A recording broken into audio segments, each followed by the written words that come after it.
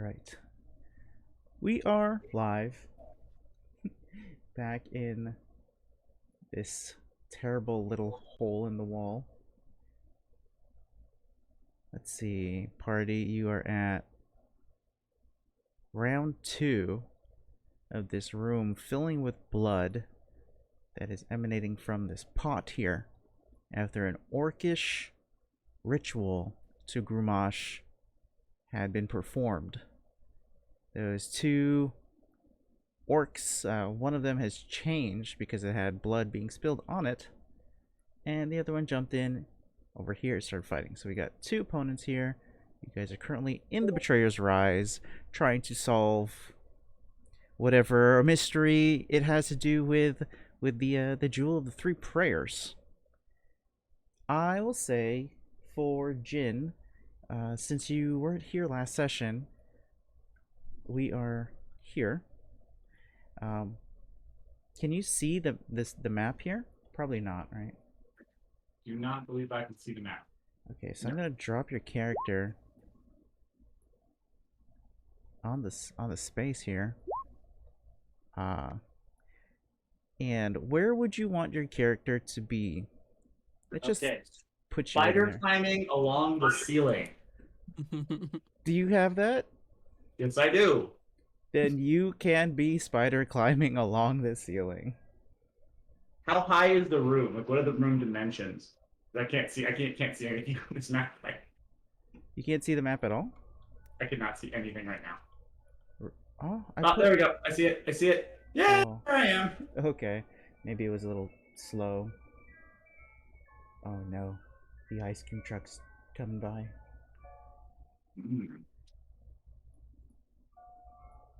Okay. Let's see.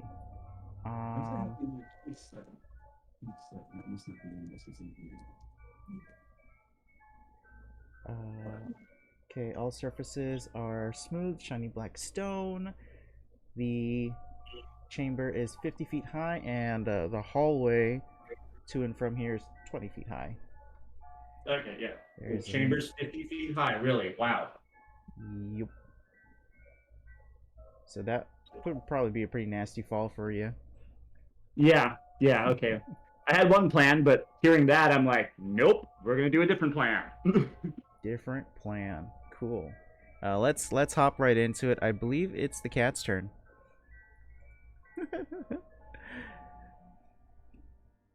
And Ariel, you have a cat. What was your cat's name again? I know it was a cute name.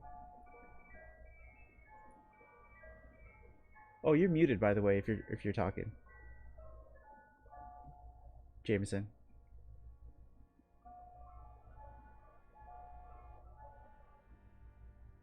There we go. Sorry. Okay, so it's my turn to start us off. It's your cat's turn. Yeah. What was your cat's name again? Smiles. It's a great name. Okay. Thanks. The cat is kind of cornered, right? Can the cat move through my space? Yep. Your Okay, cat can move through any space except for the enemies, and if you leave the 5-foot radius of an enemy, they can swing on you with an opportunity attack. Okay, I think I'm just gonna have the cat take the help action. For I can't see very well on the map. Who is that? Is that Greg Fist right next to me? No, he's to the left. Greg is over here. That's Garen.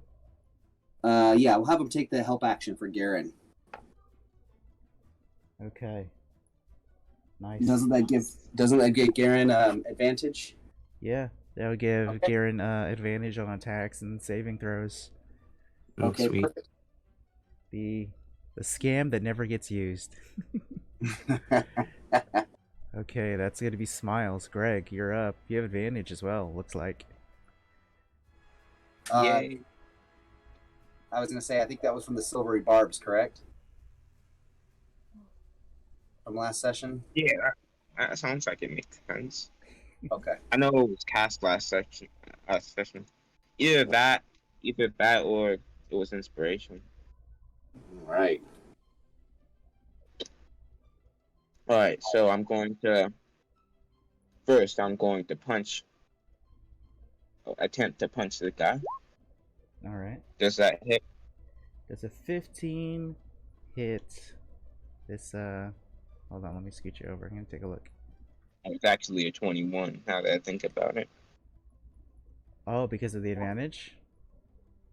Yeah. Yeah. The 21 for sure hits, and the 15 would not have hit. Hmm. Yeah. All right. So you landed your hit. Gonna deal 9 points of bludgeoning damage. Nice. Then I'm going to use my uh, grappling strike. And with my bonus action, I'll grapple him. I'm going to try to grapple him. All right. So that's an athletics check from you. Okay. I got a 19. That Didn't means even need my D8. you win the grapple. Then I'm going to punch him again. Because, Just punching? Yeah, sure. Do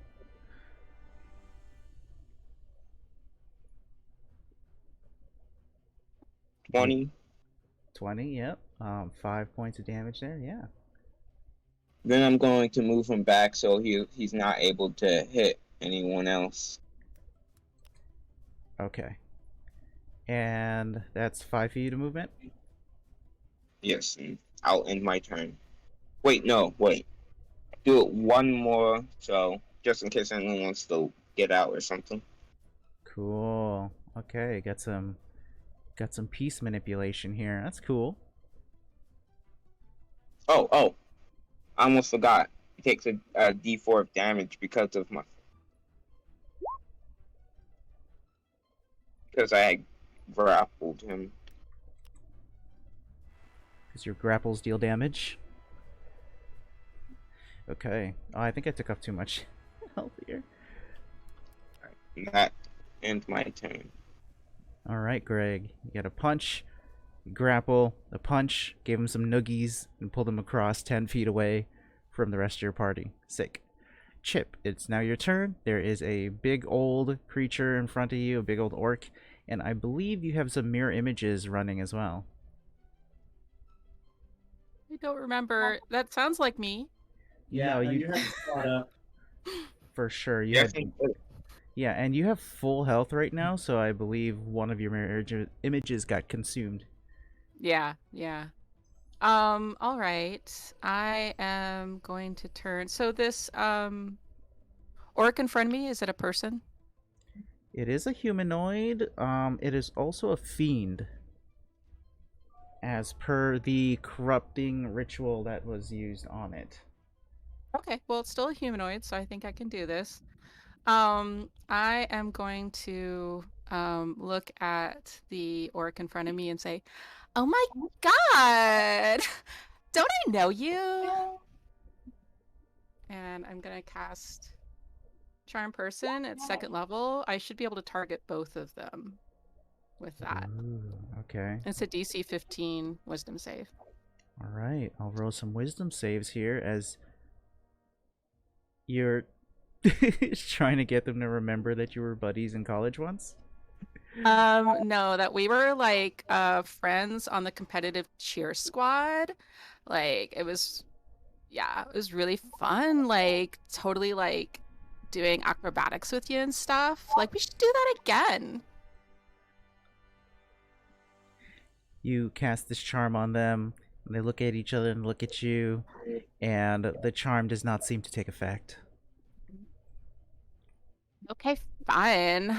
I guess you don't remember me, which is so surprising because everybody remembers me. Okay, well, I guess I guess how do you I'm sorry, how do you pronounce your name again? Is like Isanaril? Is Ishinurai. No, I'm sorry. Anaril. Is that There we Anaril go. or Anar? Okay, sorry.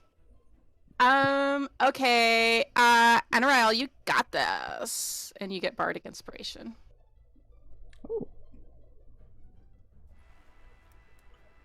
Some more bardic inspirations going around.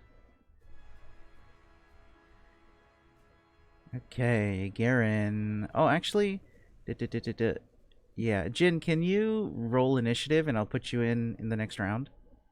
Yeah. Garen, you go. You completely take your turn. We're just doing this on the side. Okay. Alrighty. I guess you'll be first to go. Oh.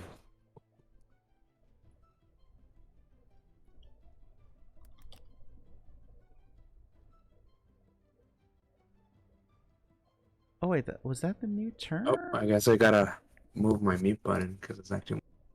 Alrighty.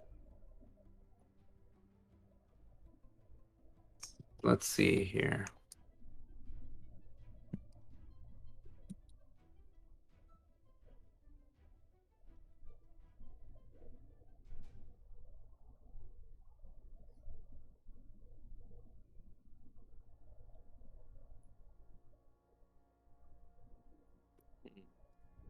How many spell slots that I have left?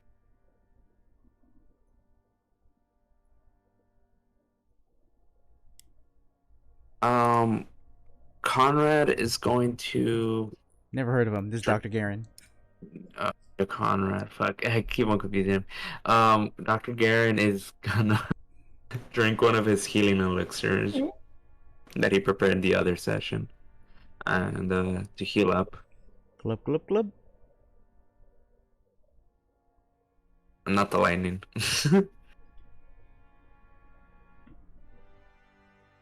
Oh yeah, you're right. So Smiles, Greg, and Chip would each have taken 7 points of fire damage from the boiling blood on the floor. I feel like I must have taken that before, and I don't see a healing spell in the log, so I don't know, maybe something happened with my hit points when we restarted. Maybe. Oh well. Interesting choice for Jin to be on the ceiling. That's not going to affect him at all. Yeah. 15 healing to Garen? Yeah, 15 healing, and is there any way to get back up, or like or do you just have to like climb some way back up? Or is it like, are we sealed off? The crawl space is sealed off. And there were paths to the south and to the north, but they've also been shut when the boiling blood ritual was cast. I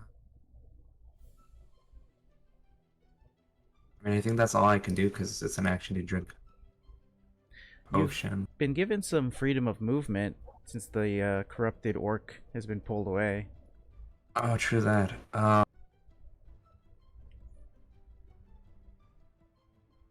This whole room is like completely flooded, right? There's like no space where there isn't. It's coming up. Like blood. Yeah, there's no place you can stand where there isn't blood. Okay. I'll go over here behind the war chief to help Greg with his advantages or flanking. Got it. And that's all he's gonna do for now, because doesn't have any bonus action. Okay. So we're gonna hit done for Garen and go to Ishanarai. It is now your turn.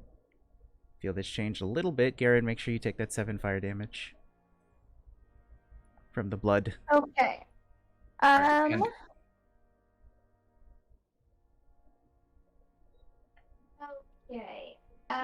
The creature that's right, or the orc that's right in front of Chip.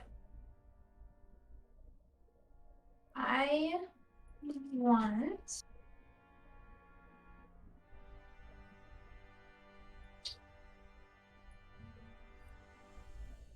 So I want to use my bonus action to tell you that I am focusing on my psychic assault discipline which gives me a +2 bonus to my damage rolls when I use one of my psionic talents. Okay, We're going to start there. got it. +2. And so now I am going to use Energy Beam, and I'm going to target the creature right in front of Chip. And he needs to make a dex saving throw, please. All right. The dexterity throw roll right now got 12. What did he need to make? 13. Guess we fail. So a colossal failure. Okay, so he's going to take a d8 of acid damage. But I get to add 2 to that because of my bonus action from my psychic disciplines. He takes 4 acid damage. Cool. 4 acid damage. Got it. Gonna take that full damage there. It does have some new resistances thanks to the blood magic that was used, but nah, not acid. So it's gonna take that damage, catches a big owie on the side, snarls, very angry. I guess you're next on the chopping block there, Ishanrai, as soon as all 3 of these chips get knocked down. No, the squad. I am good. Move on to the next one. Alright, we're gonna take a couple of stabs here with the spear, see if anything lands. I got a 17 and a 19 for 13 piercing and 11 piercing. Those are both gonna get through. Oh no, that's a total of 24 piercing, Chip. I'm Oh, down. no. You're down. Oh no. Oh no. Hey, if I had a turn since I cast Silvery Barbs, I can't remember if I've used my reaction for this round. Was that the last round of... Because I went before the cat, so wouldn't I still have a reaction? Did you use a reaction on Greg and that's why he had silvery barbs? I know I used it, but I can't remember if I used it on my last turn or if that's my reaction for this round. I mean, I guess since we can't remember, I should probably have kept up with that. Then we'll just consider that that's what I used on my very last turn. I mean, I know I used it. I've got a spell slot marked out. But I want to see if you save Chip with this silvery barbs. How do we look? Can we just roll back to see when that So was your cast? your silvery barbs would have done what? Reduce the roll to It hit? makes them re-roll the 1d20, the 1d20. Okay. So they have to re-roll it, and then I get to grant advantage to a saving throw or the next 1d20 to anybody that I choose. Okay, so But- we're gonna re-roll the 17 here. Yeah. Okay, here we go. It was worse. It was a 24. Ah, shite. Jeez. All right. Well, I will grant advantage then, because regardless if the re-roll hits or not, I still get to give advantage to somebody. So I'll do advantage to. I'm going next, so I'll just do advantage to myself. Okay. Okay, cool. Mark So let's see. The orc is going to rush over to Ishanrai with a bonus action, aggressive. It doesn't really need to because it had its movement, but it's gonna stand. So now it's gonna be the other corrupted orc war chief's turn. It is currently in a grapple because of Greg. So I'm gonna try and break this grapple here. The +6, that's a 17. Greg, you gotta roll to maintain grapple. One. Being on a laptop is like 22. 22. Okay, grapple is maintained. All right, so that is an action. Rah. That's it. That's all it can do. NRL, it's your turn. Okay. I've never played with somebody grappling another creature. Can I still attack that creature when it's being Yeah. grappled? Yeah, the only restriction that's been applied is now its movement is 0. Okay. I won't like accidentally hit him or anything though, right? You will not. Okay. I almost feel like we've got him good under control. Should we focus down on one and try to kill one, or maybe I should? I'm good with this one over here. If you guys want to take care of one over there. Yeah, I think that's what I'm gonna do. I'm gonna go ahead and move up to see if I can take a shot at the one up there by Ishinari. If I can move to here, and then I'm gonna attack with a booming blade. All right. Forgive me, man. I don't remember how to make an attack roll on roll 20. This is my first time on this. I apologize. Let's see. So you're gonna attack with your rapier, and then you're gonna apply Yes. booming blade to it. So in the middle of your character sheet, there's attacks and spellcasting in a box. Okay. Okay. I don't have my character sheet up on here. How do I bring that up? I apologize, guys. Oh, Please okay. Hey, So man. for your token, hold down Shift on your keyboard and double left click on your token. You double left click on your token, it'll pull your character sheet up. Boom. Awesome. Okay. All right, Uh, character sheet, and then so we're gonna do the rapier attack. Oh, I've got a booming blade. All right, Yeah. so rapier first. So it's 1d8 plus piercing. So we'll make that roll. Ooh. Nice. What did I roll? Okay, you rolled a nat 20 on the rapier. All right. so- Oh, I clicked it twice. That's my bad. Oh, that's advantage. So I guess you do click it twice. Okay, so then I do I roll the booming blade now because it's an additional. Roll What is the boom? first in the chat under your 26 where it says rapier, click on the word rapier and it'll roll the damage from your crit. Oh, I see. Okay. No, in the chat, like Oh, over gotcha. here. Where it says rapier. Got it. Okay. Okay, so Perfect. that's going to be 14 is the first thing. And then your booming blade is going to apply on top of that. So just in your attacks and spellcasting box, press booming blade twice. We'll count that as a crit. Okay, so that's 10 plus 14, 24 thunder damage. Okay. Nice. That Yeah. is your first attack, and it's a crit. Good things coming your way. Indeed. Awesome. All right. Booming Yes. blade. Let's say that that is an explosive.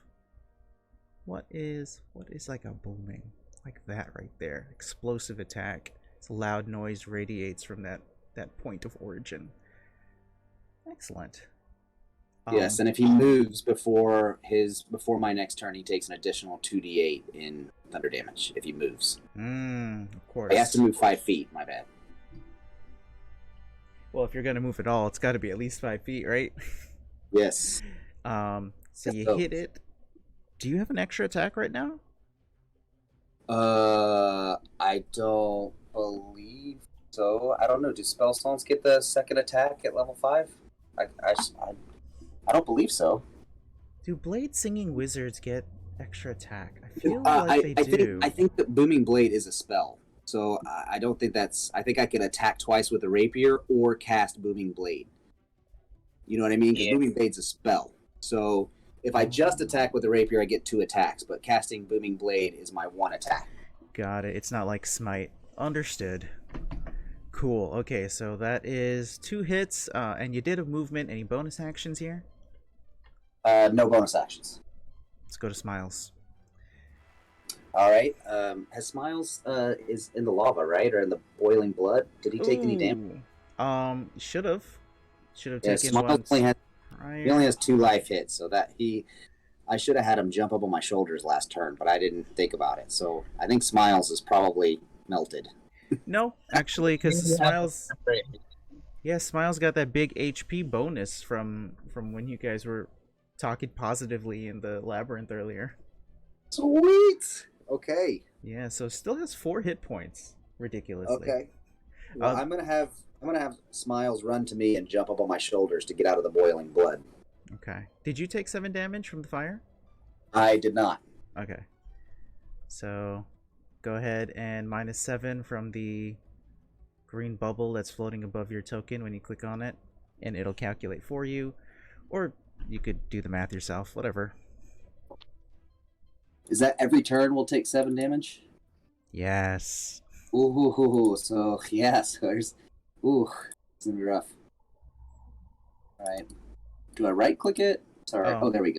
Okay, gotcha. Yeah. Left click on it, click in the bubble, and you can put -7, enter, and it'll calculate for you. Perfect. Thank you, sir. Alright, so Smiles leaps up on your shoulder. And that will be the end of our turn. And that is Smiles. Alright, Greg. Greg, what's happening? I am going to drop the monster. Just going to turn him around and put him over.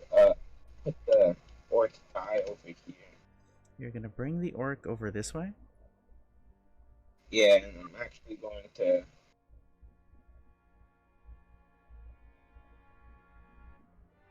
I'm actually going to go over here. Oh, you're gonna leave it there? Okay. Star Mama to die. Okay. Die. So we're gonna get a free attack of opportunity from that orc, okay? Yeah. It rolled a 23 for 16 slashing damage. Nuts, man. Uh,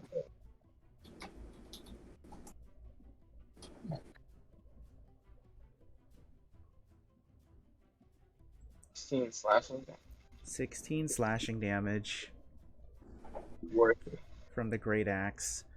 And so you get to Chip. Now that you're right next to Chip, what are you gonna do?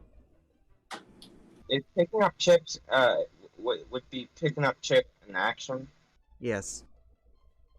Alright, well I'm going to pick up chips so she doesn't get boiled alive. It's a good call. Thank you. You're welcome. And I'm going to use my second wind. Nice. Okay, so second wind yourself. It's a D10 plus your fighter level, which is 5. So roll plus 5. And then we'll subtract 7 from the blood. Just deal with that now. Ah! So that's 1 second. I did something weird with my chat box. I can't see the numbers. okay. So you, yeah, go ahead, fix it up or refresh the window, whatever it needs to do. You got an 8 on your second wind. -7 from the blood boil means you gained 1 hit point. Yay, 1 hit point. Yay! Alright, Greg. That's gonna make it Jin's turn, okay? All right. So glad she's out of there. So I am 50 feet essentially above everybody. You are so high in the air. And honestly, the crawl space that everyone traveled through was 45 feet off the ground. So for you to climb on the ceiling was not difficult. It's not like it was a long journey. It was only 5 feet off of the crawl space. Wow. Okay. So I'm going to run 10, 20 feet to this wall, and then I'm going to run 10 feet down, which puts me unfortunately 40 feet away from Chip. So unfortunately I can't help you this round, Chip, but I can help you next round. So then I'm going to take out my longbow, and while Spider-Man's standing on this wall, I'm going to shoot at the blue orc. Amazing. Jin draws a bow while being Longbow upside that I down. pulled off of some spider, and we're going for it. True. That is fact. Do not have now. Yeah, do I have advantage on these shots? Because you're... Well, mostly because they don't have. I don't know if they know I'm here or not. So that was just a question. Because you have the high ground because you're upside down? What kind of Star Wars bullshit is this? Yes. You should. Yeah, okay, advantage. There we go. So we're gonna roll that first shot. Second shot. And second shot. Come on, second shot. Advantage. Second shot. So 12 Yes. and a 24. So Yes to I the think- 24. I think the first one missed horribly. The it's not that it missed. These corrupted orc war chiefs are well-trained guards, corrupted, but they were well-trained guards. So when you do fire it, they do deflect it. They are active combatants, of course. But they cannot deflect the second shot as it goes through, and deals full damage. So, piercing works. Cool. So that was movement. That was 2 attacks. And no bonus, right? No. He Okay. has no bonus actions whatsoever outside of spells, which I don't believe I have any. So Understood. Chip, we are going to need a death saving throw. Also, I think your mirror image drops. Yeah, Unless I would there's assume. 3 of you knocked out on the floor. Okay. Greg has like 3 of you lopped up on his shoulder. All right. By the way, I'm holding Chip of the boiling ground. Yeah, we know. Chip should not be taking damage. Sorry.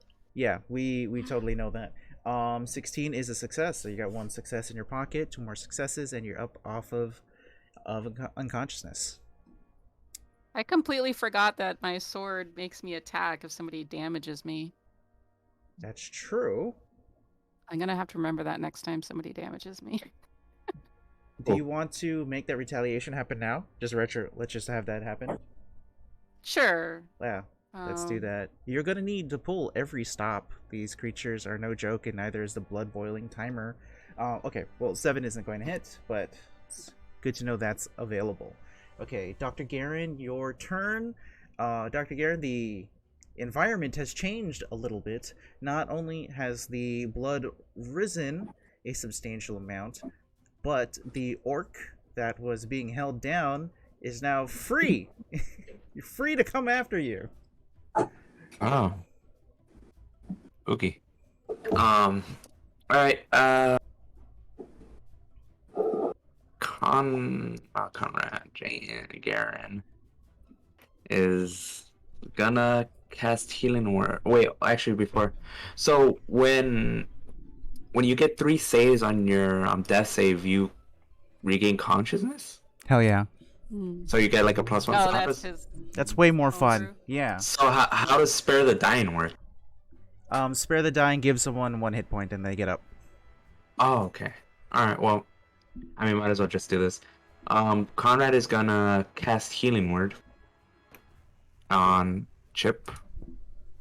So he's gonna pull out his trusty crossbow with a syringe on it. He's gonna shoot it at her. Not the lightning.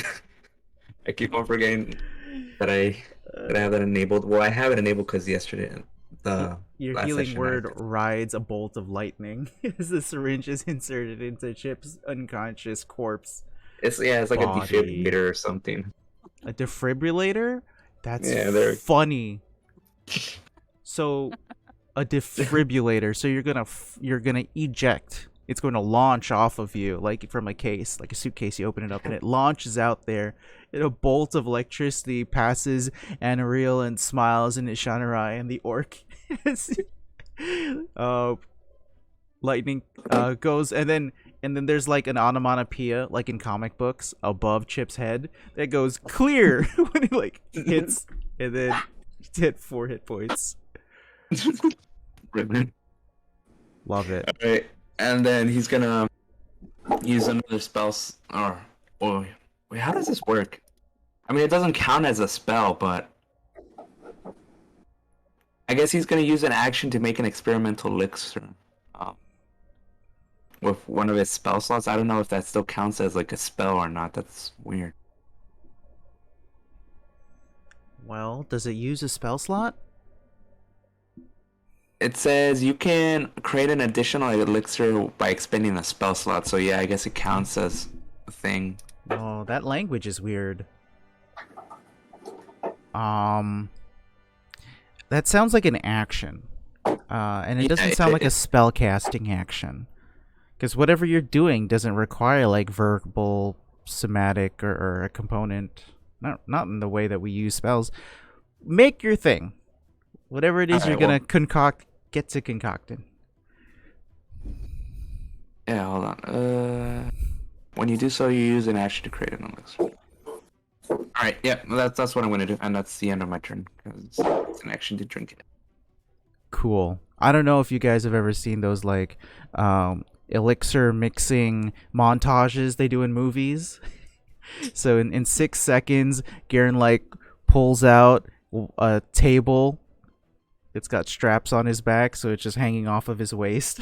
It just has tubes and pipes and burners and everything like that, and turning it on in 6 seconds, just throws this hodgepodge potion together and then consumes it. Did you drink this thing? Apparently I think I need an action to drink it, so no, I can't. Which kind of sucks, but, you know, it is what it is. Alright, so you did an action, you did a bonus, you still got a movement, and there's a bad guy right there, so I would suggest getting out of the way. Let me just skedaddle over here and cowered in the corner. Good, okay. And as you skedaddle, obviously, you have to step through the blood boiling, so ow, ow, ow, ow, ow. 7 points of fire damage there. As we move to Ishanarai. We are 7 rounds from everyone suffocating from the blood, if you don't die from the boiling. Jesus. Make good choices. I don't know if your microphone's muted over there.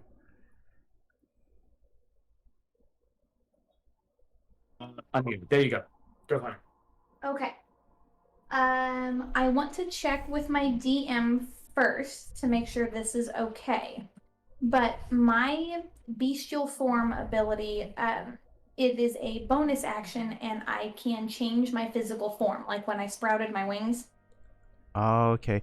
And as a mystic, you're allowed to be awakened and have bestial? Yes. Okay. All right. Keep going.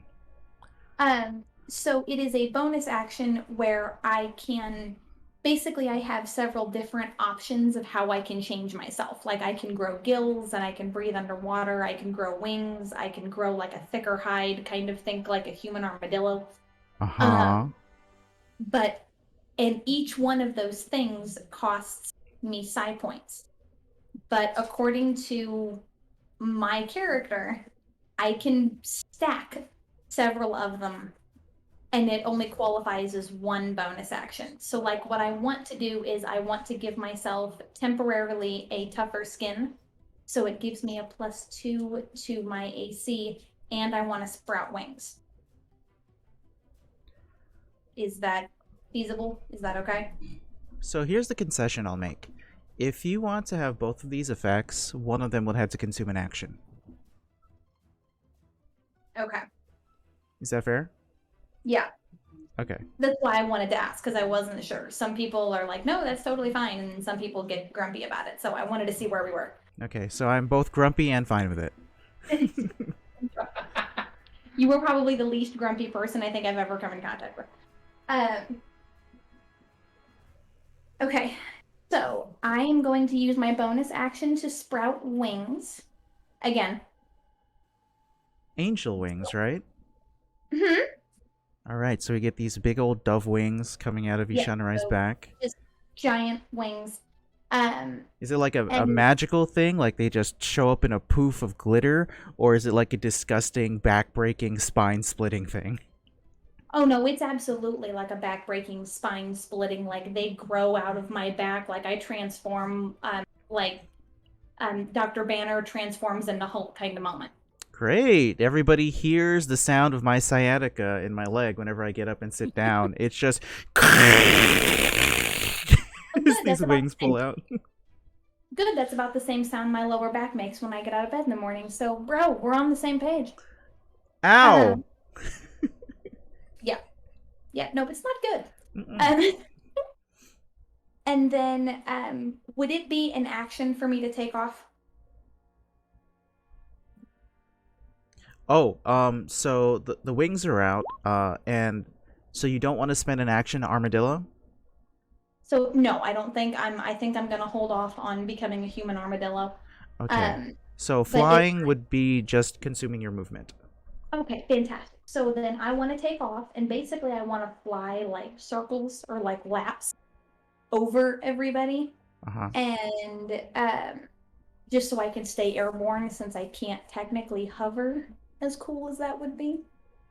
Um, Okay, so you'd have to be in movement, and thankfully this room is 50 feet up, so there is space for you to get going and drop a little Right. bit. You Yeah, would get an attack of opportunity from the orc. that's okay. That's okay. All right. So we're going to have you fly up into the air. I'm going to have this orc swing its great axe at you. And it's going to miss. The 10. So this big old axe trying to swing at you, and then you take off. So are you 30 foot in the sky right now? Or you said you were going to do a little pacing? Yeah, so I'm gonna go up 30 feet in the air, and I'm just gonna kind of circle. And then for my actual action, I am going to target that very little orc bastard that tried to hit me, and I want to hit him with my energy beam again, for some more acid damage. And my apologies, I did forget earlier that now that I'm level 5, I do 2d8 worth of damage, not 1. All right. Well, let's hit it with 2d8. Damn. Oh, well, let's try to hit first. Well, he has to make a dex saving throw. Dexterity saving throw is going to be a very powerful 4. Great, then he takes 12 acid damage. 12 acid damage. This is more like a pouring from above. Okay. I mean, it's a 12. can it be an angelic like fountain from the heavens of just acid? God, I hope not. It sounds. I don't know what that would look like. The best way I can make sense of that is the sky parting and the angelic hums of a chorus of children sings out and just squeezes out of the sky. That's so fucking weird. Okay. It's their turn. So that's fun. We are going to throw some spears at you. This blue one's gonna chuck a couple spears your way. 9 is going to miss, and so is 10. Wow.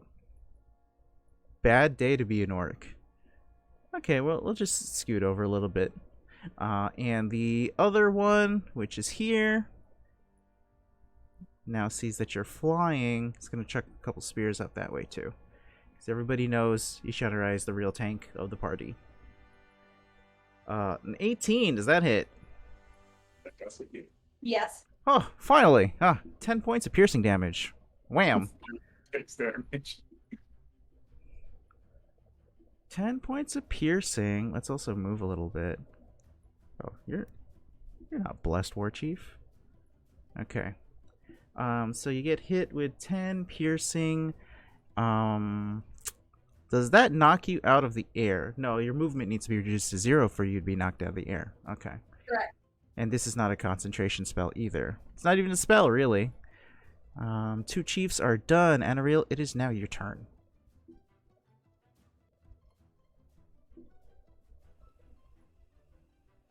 And you're muted, by the way. I don't know if you know that, Jameson. Thank you. Of course. Okay, so I'm gonna take another booming blade at this guy that's still right here in front of me, the one with the blue dot. Hell yeah. So we're gonna do rapier. Ooh. Okay. I'm sorry, twice again. So No the first one I problem. got. 22 for sure hits. 22 would hit anything, except for like a dragon. Okay. So that'll be the rapier damage first, and then the booming blade after. Yeah. So does that mean 8 piercing? Is that with the? The rapier is gonna give the 8 piercing. Okay. Nice though. Fencing And then moves. 11 thunder. 11 thunder. So you got these like these zigzags and these fencing slashes over here. piercing different parts of this orc's armor, and with your final strike, a thundering, explosive sound erupts out of this character, this monster over here. So that's 19. It's a devastating amount of damage right there. I think one solid hit like that's gonna drop this orc. All right. Okay, I'm gonna end my turn there, and then I'm gonna have my cat just stay on my shoulders, to avoid the boiling blood. So then I need to take another 7 points of damage. Is that right? That's right, and you are now at a precarious 1 point of hit. That is correct. Is Smiles giving you the help action as well? Can he do that on my shoulders? Yeah. Okay, yeah, then I'll have him give me the help action Okay. for any saving throws or anything moving forward. Okay. Moving to Greg. Greg, Chip is now conscious and able to participate in combat. I don't think you need to hold Chip anymore. Unless... Yeah, can I, like, stand on your shoulders? Like, can we do, like, a little pyramid?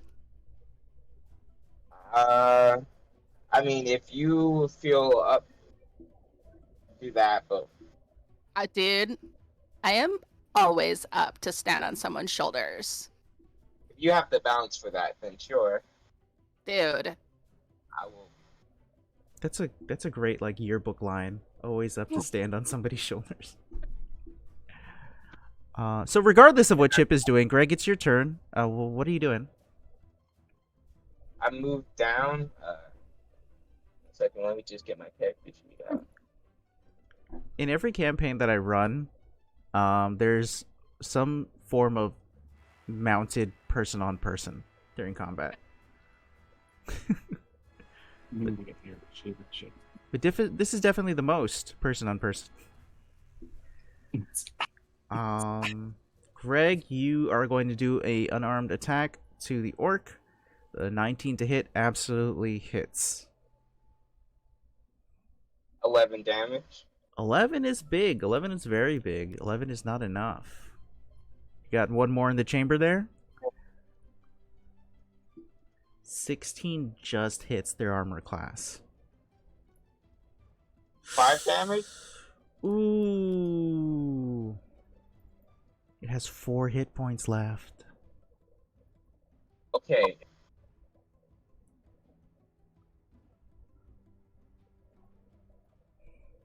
I'm gonna use my action. I'm gonna use my action surge. I'm gonna hit him again. Okay. Yes, you do. 25. Yes, you do hit him again. Please describe your kill. I just like punch him once and it breaks his. And I knock one of the tooth out. Punch him again. I knock two more tooths out. Then I give him an uppercut, and all his tooth fall out, slumps down onto the floor. All right. So you beat him with your uppercuts and all of your flourishing martial arts prowess. And as the person is on the floor bleeding and dying out, they look you in the face and they say, "I didn't do anything wrong." Blah. Greg, that's your actions, your extra actions, a little bit of movement there. And then we're going to go to Jin. Make sure you take that 7 points of... I still have one more attack. I don't... Yes, you do. Go ahead. But don't forget to take the 7 damage later. Okay. Ooh, yes you do. 26 hits for 9 bludgeoning. This guy's a little healthier than the last one, but not so much anymore. I'm going to use my bonus action to rally... Let's see. Who can I rally? That's the lowest HP. Probably me. But, oh no, Anoral, because they're at 1, right? Yeah, Anoral has 1 hit point. I don't know how much this rally will do, but... Let's see. Get 6 temporary HP, hit points.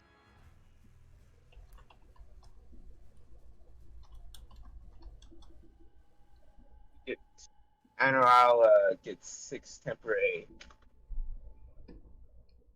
Cool. and So, I will end my turn. so I'm gonna set Enrao's HP to 8 Don't die. because there's temporary hit points.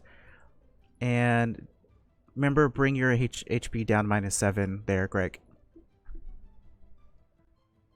And Jin, it is your turn. All right. Well, now that Move the cat over. everyone's at least awake, I guess I don't need to worry about that. So I'm just going to take 2 more shots at the remaining orc. Okay. And I do not have advantage on these. This is completely within the window of killing. You should have advantage because you're still above it by 30 feet. Oh, well then let me roll 2 more shots on this because I didn't roll them with advantage at all. Okay. The first one was a 23, and the second one's an 11, which I totally forgot to roll with advantage again because I'm dumb. And You're not dumb. You're enraptured in my story. there we go. So I hit him once for 7. You do hit him once for 7 damage. And once again, no bonus actions, so that's done. Zelda. Okay. You're free to use your movement to like head over or something. Well, other than getting closer to the group, it's still hanging up in the air. I'm not gonna, yeah, that's about as much as he's gonna move. Understood. Okay, Chip, you are currently balanced on top of Greg as Greg had moved, socked somebody to death, and then moved again, and then put this other person very dangerously low. I must have impeccable balance because I'm standing on his shoulders while he's punching people. I do You not must recommend- have. Well, you don't like being a base? Not for, Um, I don't recommend for her for the fall. What was that? Okay. I want to attack him with my longsword. So can I do that from on top of Greg's shoulders? You can do that from on top of Greg's shoulders, for sure. Awesome.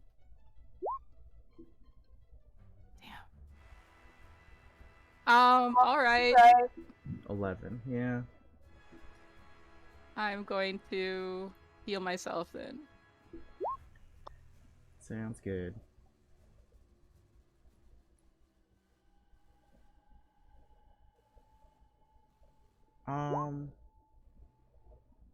I just had a terrible idea. Where's Sebastian? Yeah, I don't know. Where's Moors? Did he You contact just any? remember that? I just remembered that. Well, the stream looks full of 6 people, so that's why I forgot. Did he contact any of you guys? Oh man, sad. All right. Well, Chip, can we get a acrobatics roll? Gotta have at least one. Okay. Yeah. Okay. Looks good. Garen, your turn. Alrighty. Garen is gonna drink his elixir of flight, No. and he's gonna fly up into the air. Seems like that's the answer. I can't believe so many people have flight as an option. Or just being off of the floor is great. Okay. Oh, what else? And drinking is an action, right? Drinking a potion? Yeah. Bonus. Bonus? Alright, Yeah. sweet. The party's too big for it to be an action. Alright, and then he's gonna shoot at the chief, I think. Yeah. The corrupted war chief.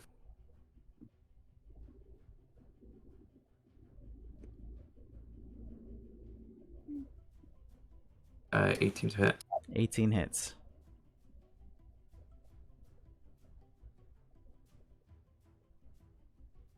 Ooh, 10 piercing, 1 lightning. Oh. Yeah. Garen, describe your kill, Mr. Pacifist. Oh, You no, I just- mean, I wasn't. If it's a killing blow, then no, he's probably just gonna put like try to shoot him unconscious, like in the shoulder or something, somewhere where it's not gonna. I didn't know it was a killing blow or not.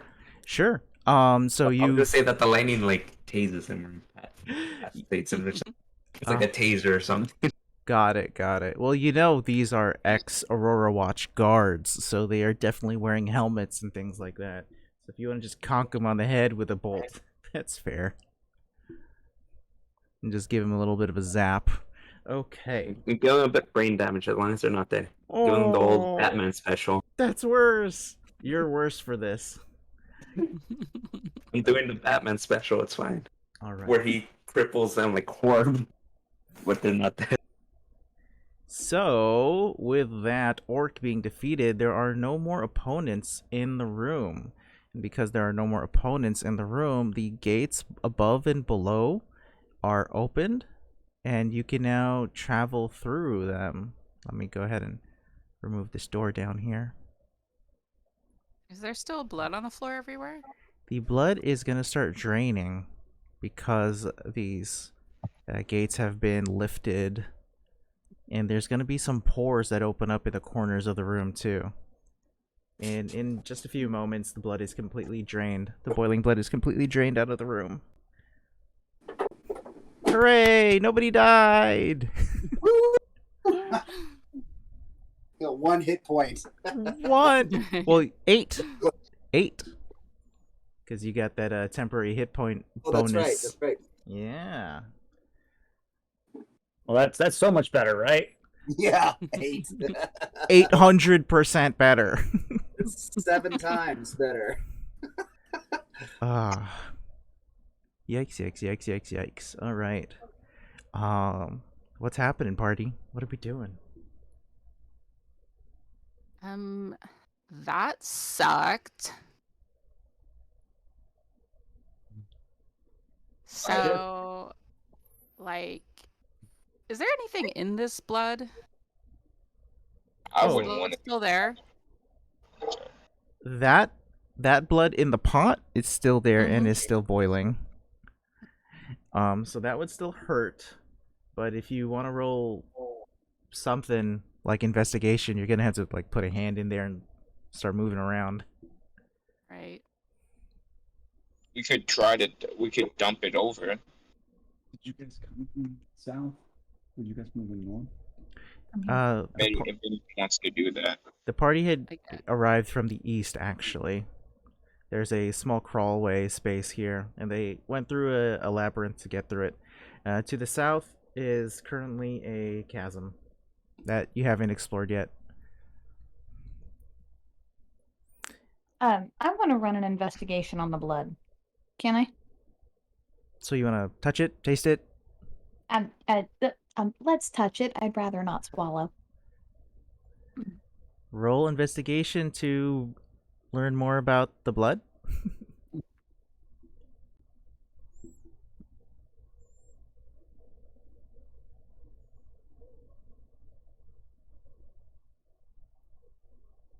Trying to. Come on. You can do it. Roll 20. Roll, Dagnavia. Why are you taking so long? Should we refill that vial you used, Greg? Oh, that was Garen. Or Garen?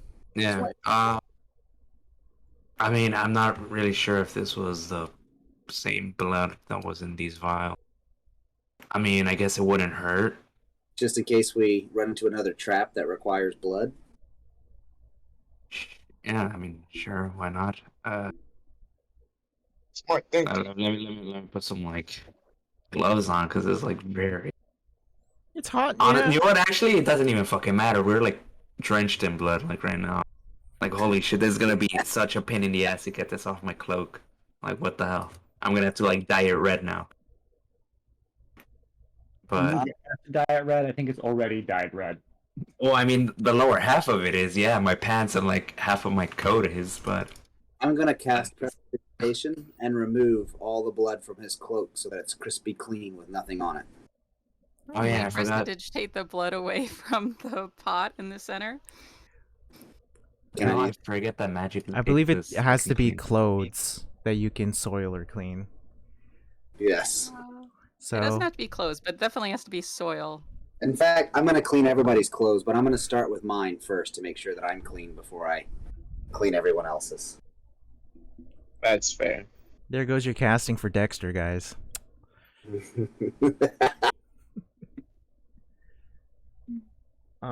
With your 12 investigation roll, you are able to tell that this is not blood that comes from the body. This is blood that comes from a ritual to the Ruiner. It's a nickname for the orc war god Grumash. No, it just makes blood. It makes Okay. blood. Yeah, there's also a golden bowl floating around there. The one that was used in the ritual to pour over the chieftain. If you want to nab that. Yes. Yeah, I'll nab it. Okay, so go ahead and put that in your treasure pile. You've got a golden bowl of the Ruiner. How big is the bowl? You could probably put a serving and a half of cereal in there. Lucky blood. It's magically delicious.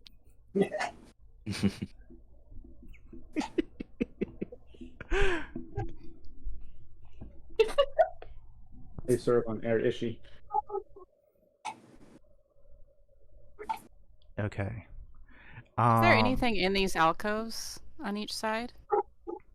Looking around, there aren't. Annoyingly. Well, I guess we should pick a direction to head in, but I definitely recommend we stick together. Yes. Yeah, I think the Yeah. sticking together thing needs to be held too. Shall we possibly rest up a little bit and heal up our How wounds? would we get that? That would be nice. I guess I'll, we'll take it.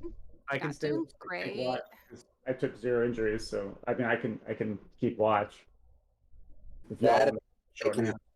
I can cast a tiny little globe around us that'll prevent anyone from getting at us while we rest. So watch or Okay, fine. Be all like cool and stuff. I love tiny hut. I mean, okay. Beerman's Well, tiny hut. Yes, I'm gonna motion everybody to come towards me within I think it's 20 feet radius you have to be. Is group that hug. correct? 20-foot Yes. radius, 40-foot diameter. That's nice. Oh, there we go. Yep. So Chip puts her hand in towards the center, thinking that that's what we're doing. Actually, just because I don't want to waste it, and honestly, I don't need it. Jin kind of wants to take a walk around and just kind of see what's going on around here Ooh. Uh-oh. Jin, on the take outside. a step back real quick. Oh, well, you triggered a trap. No, not. We're I going back mean, to combat. well, let's You see. said the cliff face, right? So he's just kind of taking a look around the cliff face. Let's see. I didn't say cliff face. Someone said- said, "So what is out there? What is down that to the south?" I said chasm. Chasm. Either Um, way, still spider climbing. Okay.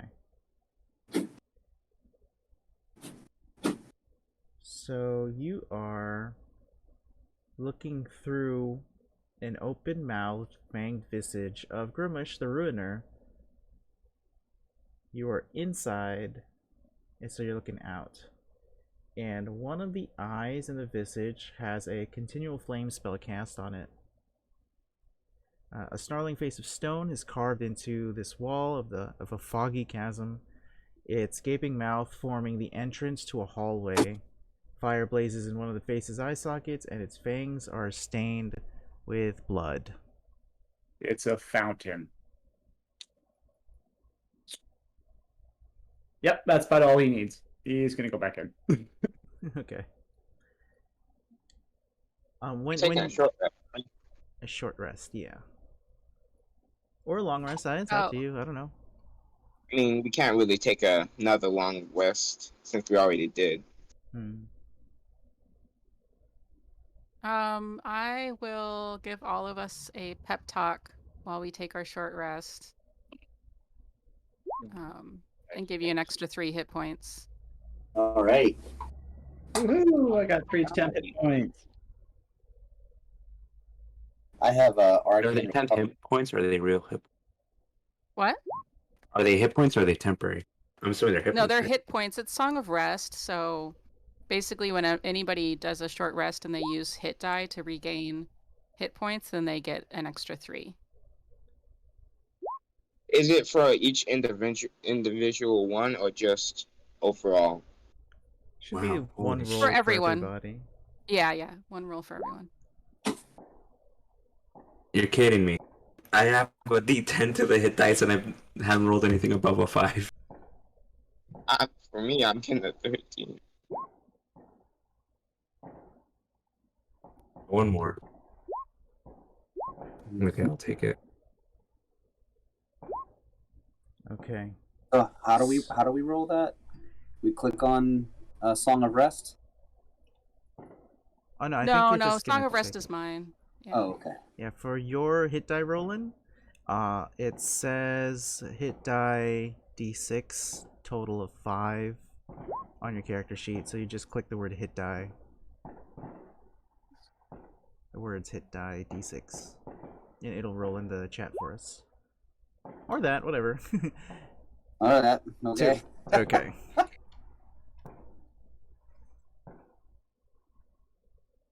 And the Song of Rest was how much? 3. 3, so 5 total for Anariel. Do I recover any hit die for? That's the 2 that I recover was for the short rest, correct? Hit points, yeah. So Okay. 2 hit points from your hit die and 3 hit points from the Song of Rest makes a total of 5 regained to you. And you get more hit die at the end of a long rest. You get half of the hit die you spent on a long rest. Okay, perfect. Yes. Jin, when you went through the face, you heard a horrible shriek as a 10-foot wide, 20-foot long orifice filled with impenetrable darkness rips open. It is a gateway, and a hostile Vrock flies out of it. And when you return through the face, a second portal opens, and a second Vrock comes screaming out of another portal. You know that Vrocks are... Not the Vrocks! You know Vrocks are demons. You know Vrocks are from the Abyss. So those are most definitely, you can conclude, portals to the Abyss that you have opened from traveling in and out of this space. Does He just sticks his head out, looks around, is like, "Yep, it's a fountain," and walks back in. Like, what the heck? question? Does any of us in the tiny hut know that this has happened?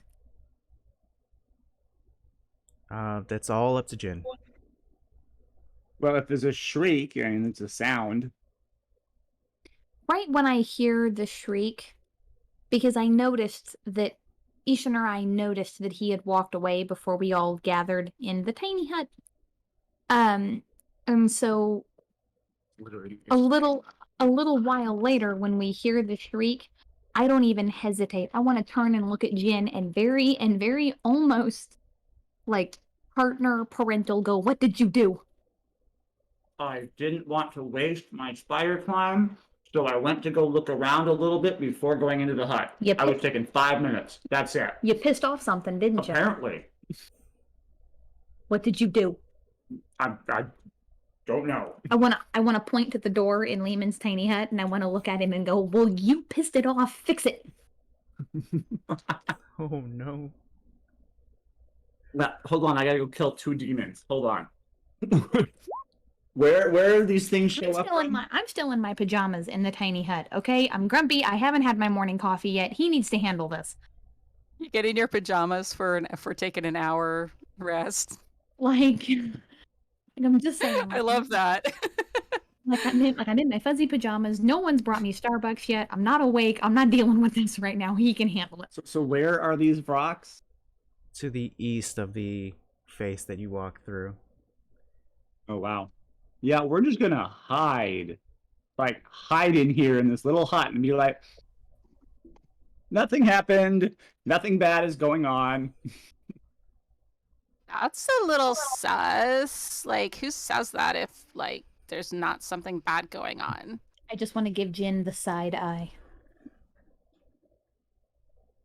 Nope, nothing bad. Just nothing bad is happening. This whole place is bad. What do you mean? If nothing's bad's happening, then that's really suspicious. It's the whole place is Oh. bad. I rolled a 17 on insight. Jin. Oh, please, you know he's freaking. Even though he has his mask on, you can tell he's like a little annoyed or a little perturbed at something that happened. Mm-hmm. I mean, Right. there might be some demons somewhere that might be outside. Yeah, that's not really actionable. Like, can you give us a little bit more than that? Not sure how much more I can give you then. There are demons outside. Yeah. I mean, this face fountain that's supposed to spew out blood is also apparently supposed to open up portals to the abyss. Yeah, that sounds pretty bad. Like, should we just, like, get out of here or what? Because, like, I would suggest very much sneaking our way up north. I mean, after the rest, of course. Oh yeah, I mean they can't get in here, right? I hope not. Because I'm way too relaxed right now. I feel like I've ruined everybody's like nap. I'm gonna send you a DM on Discord, okay? Jin, just give you a little info.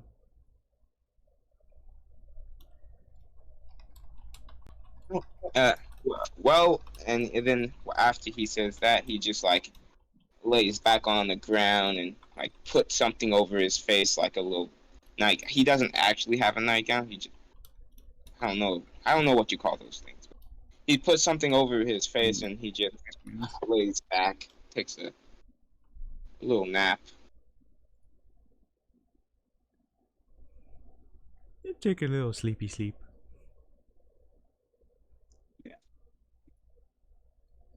Wake me up when you guys are ready. Hey, Katie, do you know you have your Roll20 camera on?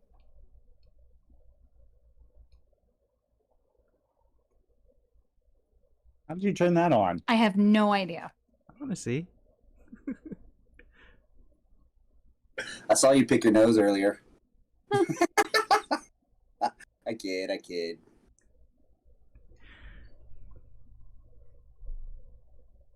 Get back on that. You have the roll.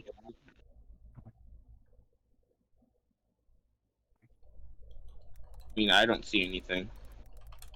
Yeah, I know, which is why I've not turned it on or off. Like I've had it. That's weird. Like I've had my sound on the whole time, but I've not had my camera turned on, like at all. Yeah, you've had it on. Well, I've been able to see it for like most of the game. And see, I can't see myself, which indicates to me it's not on. Yeah, that's Yeah, pretty weird. I can't see you either, so. I have him all set to nameplates, so I couldn't see even if he had it on. Yeah, I have it set to like others can't see you to none, and you can't see anybody. Yeah. That's Yeah, I so do that weird. too. Okay. I'll try to figure it out. Keep going, guys.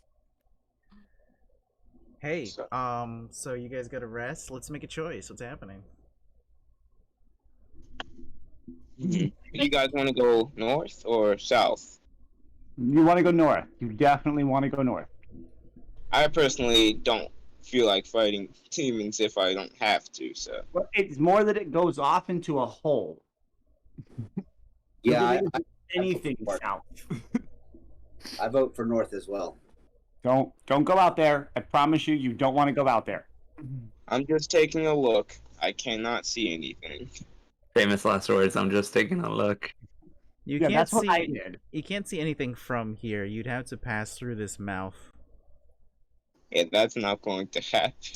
Okay.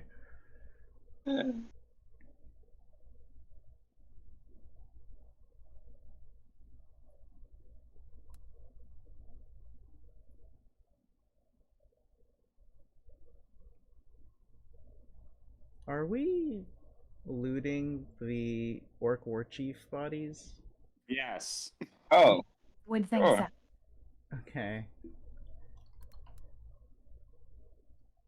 Lord, we forgot to loot the bodies. I feel like we're committing cardinal D&D sins here. Yes. Oh, yeah. Would like to go loot the bodies. It's okay. There's a pigeon here telling you some meta knowledge, Good Lord. as Critical Role is supposed to do. Yes. The metagaming pigeon. We've got great axes, spears, some destroyed chainmail made of steel links. Do you want to do the horrific act of harvesting from these people? Absolutely not. No. Because there is stuff. But if you're just gonna run their pockets, 10 gold pieces each, and a great axe for each of them, and a spear for each of them. Whoever wants to take inventory on that. Nice. Is somebody taking general inventory, or do we track our own gold pieces? I think we I- track our own, don't we? Yeah, we don't have like a dock or anything that Okay. I can see. You want one? Yeah. Okay. So we'll name this the party loot. No bag of holding yet. So this is just everybody making sure they know what's going on. All players have Well, access to it now. Party loot, no bag of holding. There it is. All right. So it's going to populate in everybody's journal now. And as you can see, So it's- blank. Two great axes and 2 spears Yeah. And and 20 gold. 20 gold pieces total. Okay, cool.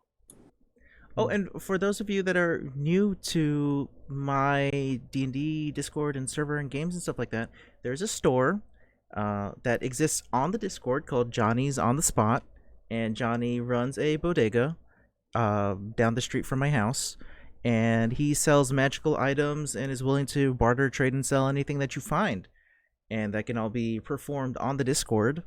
And there's a lot of neat magical items there that you can make purchases. And if there's something there that you want that isn't currently there, let me know in the Discord, and I can add it to the inventory. So, magical store, always accessible. Johnny, always on the spot when you need him. Yeah, Been a while since I've actually been on Johnny's spot. Let me see. there's a lot of new monk stuff in there. Oh yeah. Yeah. Anaryle, how are you doing? Do you like need some healing? You're still looking a little rough. I mean, not that like it's bad. You just like, I mean, your clothes look really good, but like you look kind of haggard. Like I know you went through a lot, so I'm just asking. Like it's no judgment. I could definitely use a little healing. I'm not at my top right now. Awesome. So she's gonna pat you on the back and cast healing word on you. Oh, You Thank- got this. thank you. Bless you, child. Bless you. I'm not a child. Like, I mean, I appreciate the bless you, but like, you know, I'm like a full woman now. Forgive me. I'm 98 years old, so even people in the 50s seem childish to me. Yeah. So yeah, you're like 80 years older than me, so like that's pretty old. Ouch. Yeah, old man. Gosh. But like, I don't know. I guess you're like an elf and shit, so like, cool. Wait, you're an elf and you're like 90? Wait, how young are you? How what? Wait. So you're 90 and you're an elf? Yes, I'm a high elf. Isn't that like toddler age?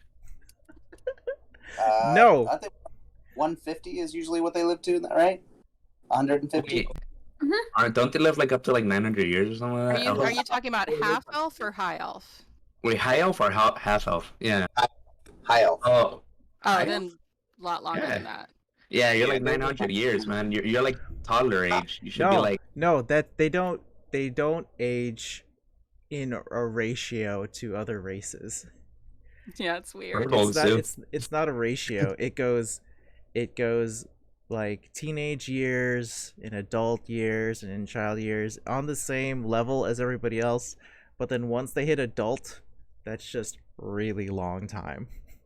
So it's not like you spend equal parts toddler and teenager. So I'm young, but I've hit adult. Is basically what you're saying. So you're a young adult, but you're fully an adult, and you've been an adult for like 60 years. 60 years now. Yeah.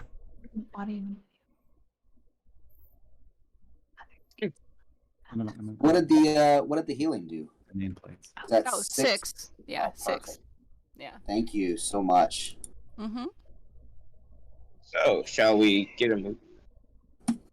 Oh, that's gonna be so helpful. Yeah, I guess we should check it out. Yeah, we should definitely be heading up there. Who wants to take point? No, he said the little ducky. I'll come in right behind him.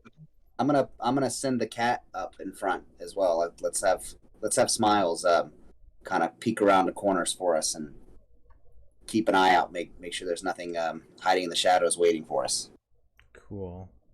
That's I'm going to give only James control of Smiles, but I'll let everybody else follow along with having vision on Smiles. Okay. That's nice. So, James, you can click on Smiles and you can move Smiles around, and everybody else can follow along on Smiles' adventures. I cannot see. Smiles can't see! Wait, Smiles needs dark vision. Does Smiles not have dark vision? Smiles Low light vision. There's a difference. Smiles now has dark vision. Here, is she? Yeah, is she and Greg and Jen up in the front? Working on it. I'm supposed to like see what Smile sees, right? Yeah, you don't? I don't see I it. don't. Okay, I think I need to adhere the token to the character sheet, that's why.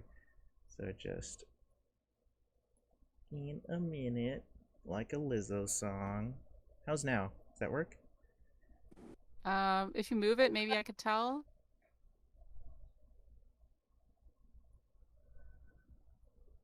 Here is Cat. No, that, What is Celestia doing? Any vision, everybody? No. I mean, I think because I can see there. I Let can't me really see. tell, but Nope. no vision. Ah, forget it. It's probably because it's from the compendium and not an actual character. okay, so we're back in the room with one of those. Oh, there's a bag of holding here. Well, I guess there's only one way to go. Since that way Moving around, it must be Garen. Garrett was, I think. Like, should we try and figure out whatever this like statue puzzle thing is? Like, while we're here. I mean, I guess we could try. No harm in trying. I hope. I hope. You know, I told myself that when I touched that wall. There's no harm in trying, and then next thing you know, I'm getting impaled by knives on wall. And getting blasted by flaming skulls. There might Yeah. be a harm in trying. Yeah, there may be just a little bit of harm. Hold on, Smiles. Smiles is gonna need to make a wisdom saving throw. See, there's no harm in trying. Okay. Let me see here. With a +1. Okay, guys. You see Smiles turns around and leaps at Jin. Oh no! Oh no! Smiles, Jin's just gonna kick the cat. Smiles has gone feral. Claws! Attend to it. Smiles, what are you doing? No, but Jin's gonna kick him.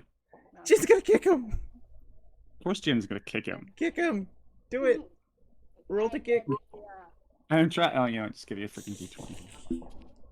I'm like, where's my unarmed? Come here, unarmed. Where are you? I realize I don't have unarmed on this. Go.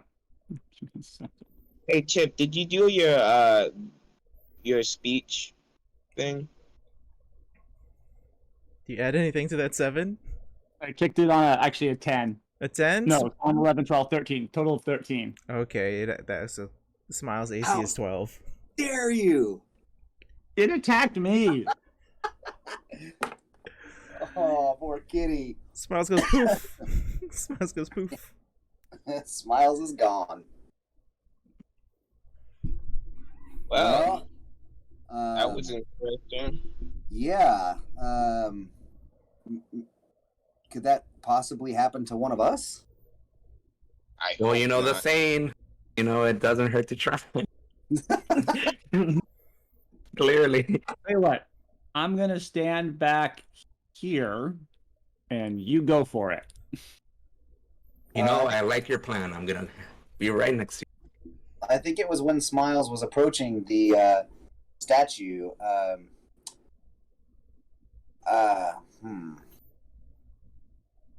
Let's send in the weakest one, the weakest person, for easier dealings with.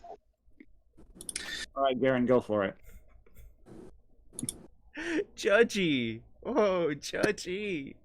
Can I get within? I'm gonna cast detect magic on the statue and see. you. Okay, go ahead. Sorry. Yeah, is that okay with you guys if I cast detect magic on the statue and see if I can tell if there's some kind of spell at work here? Don't you Yeah. need to be like touching it to No. detect it? 30 feet. Within 30 feet. Oh, 30 feet. Oh yeah, I was getting confused with identify. My bad. It takes 10 minutes to cast as a ritual, so if you guys can just be patient for just a few. No problem. So that's what I'll be doing if somebody wants to do something else within the next 10 minutes. What's the spell? Detect magic. Detect magic. Where is it? I don't see it on your character sheet. Oh, really? It's a level 1 spell. Magic. I'm just gonna bring it over from the compendium. There we go.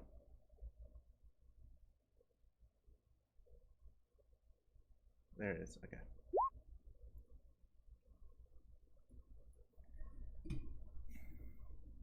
Okay. So you are standing here, and you want to cast it at the statue, or just 30 feet around you. Let's see. Is that 30 feet? I mean, you'd have to step up just a little bit more, but that's it. That's a small difference.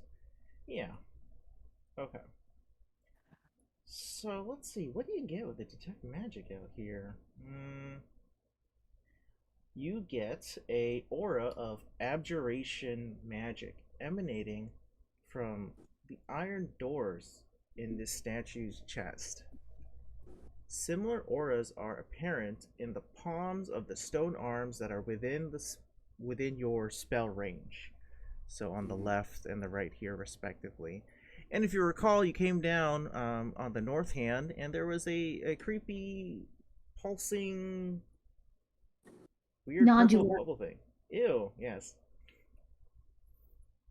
I'm gonna share that information with the rest of the group. See what you guys think. Yeah, that's creepy. Well, it's not enchantment, so It's an abjuration. we'll probably not get charmed or something. No, it's designed to protect, so it's like a block or ward or something. But what's it protecting? I mean, it's just a statue. Well, likely what's inside the statue. Yeah. Which Arguably, it could be designed to keep something in. Yeah, my thoughts. Exactly. No. What if it's keeping something contained? Isn't this whole building meant to keep something contained in here? Yeah, Um, actually. Then why the hell are we tampering with this? Roll I was- history. Does the statue Alright. look like a bound creature down on its knees? It does look like that. It looks like the doors are like at its chest. So I'll give you the description of the statue, and Garen, go ahead and roll history. So there was a awful wailing noise, and there is now an awful wailing noise now that you're in the room. A beam of light from above illuminates a statue in the middle of the room. The statue, made of pale marble, is shaped like a man on his knees, arms pinned behind his back, trussed up in chains that cut into his skin. Hooks line the corners of the figure's mouth, pulling his lips away from his teeth, and smaller barbs encircle his eyes, holding the eyelids open. All the while, hideous noise is emanating from the statue's open mouth, yet still its expression is one of ecstasy. And there is a set of double doors, iron double doors set in the statue's chest. These surfaces have no handles. Below the statue is a triangle, each side 40 feet long, carved into the floor around the statue surrounding it. At each of the triangle's points, a stone arm juts up from the floor with its hand outstretched. Go for it. All right, DM, I'm going to use one of my abilities in my Aura Sight discipline. So I'm going to use what's called Perceive the Unseen. Concentration is 1 minute. It's my bonus action. I gain the ability to see the aura of invisible or hidden creatures, and until my concentration ends, I can see any creature, including hidden or invisible ones, regardless of lighting conditions. Got it. So you hit that ability, and it would make sense that your eyes change into a different color, and you completely lose any kind of color in there. I'd say they go marble, and they glow. Look around. There are no hidden creatures. This place is, for now, secure. Can I cast silence on the statue? Yeah. Well, there's nothing in it. Yeah, 10 minutes. You cast silence on the statue. Statue makes no sound. Invisible or hidden. Yeah. Oh my god, that was like so awful. Just hearing all that wailing. Like, shut up. I know. Yeah, there definitely is a wash of ease that comes across the party as the sound is stopped for 10 minutes, looks like. Where all have we been before? Did we go? I mean, did you guys come in from the west? And No, we came in from the ceiling. so we've actually never been around here. We've actually not been down either one of these hallways. Or did we go to the hallway to the right, guys? Yeah, we went to the right. Okay, that's what I thought. So we Yeah, went that's where the maze was. right. So And- we went down the hallway to the right, but we came in over the ceiling, over that top point right there, because that's how I had to keep flying everybody in. Yeah, it makes sense. Also, But we can- Garen can But tell we've you a not little been bit. down the hallway to the left. Somebody has. Well, yeah, but we don't talk about that. Riv! Riv, are you there? We can't hear you. Rivet. Dr. Garen, we can't hear you. Did he go? Did he say he was an AFK? Ha! All right. I think. I guess he forgot to say BRB. Maybe. Okay. All right.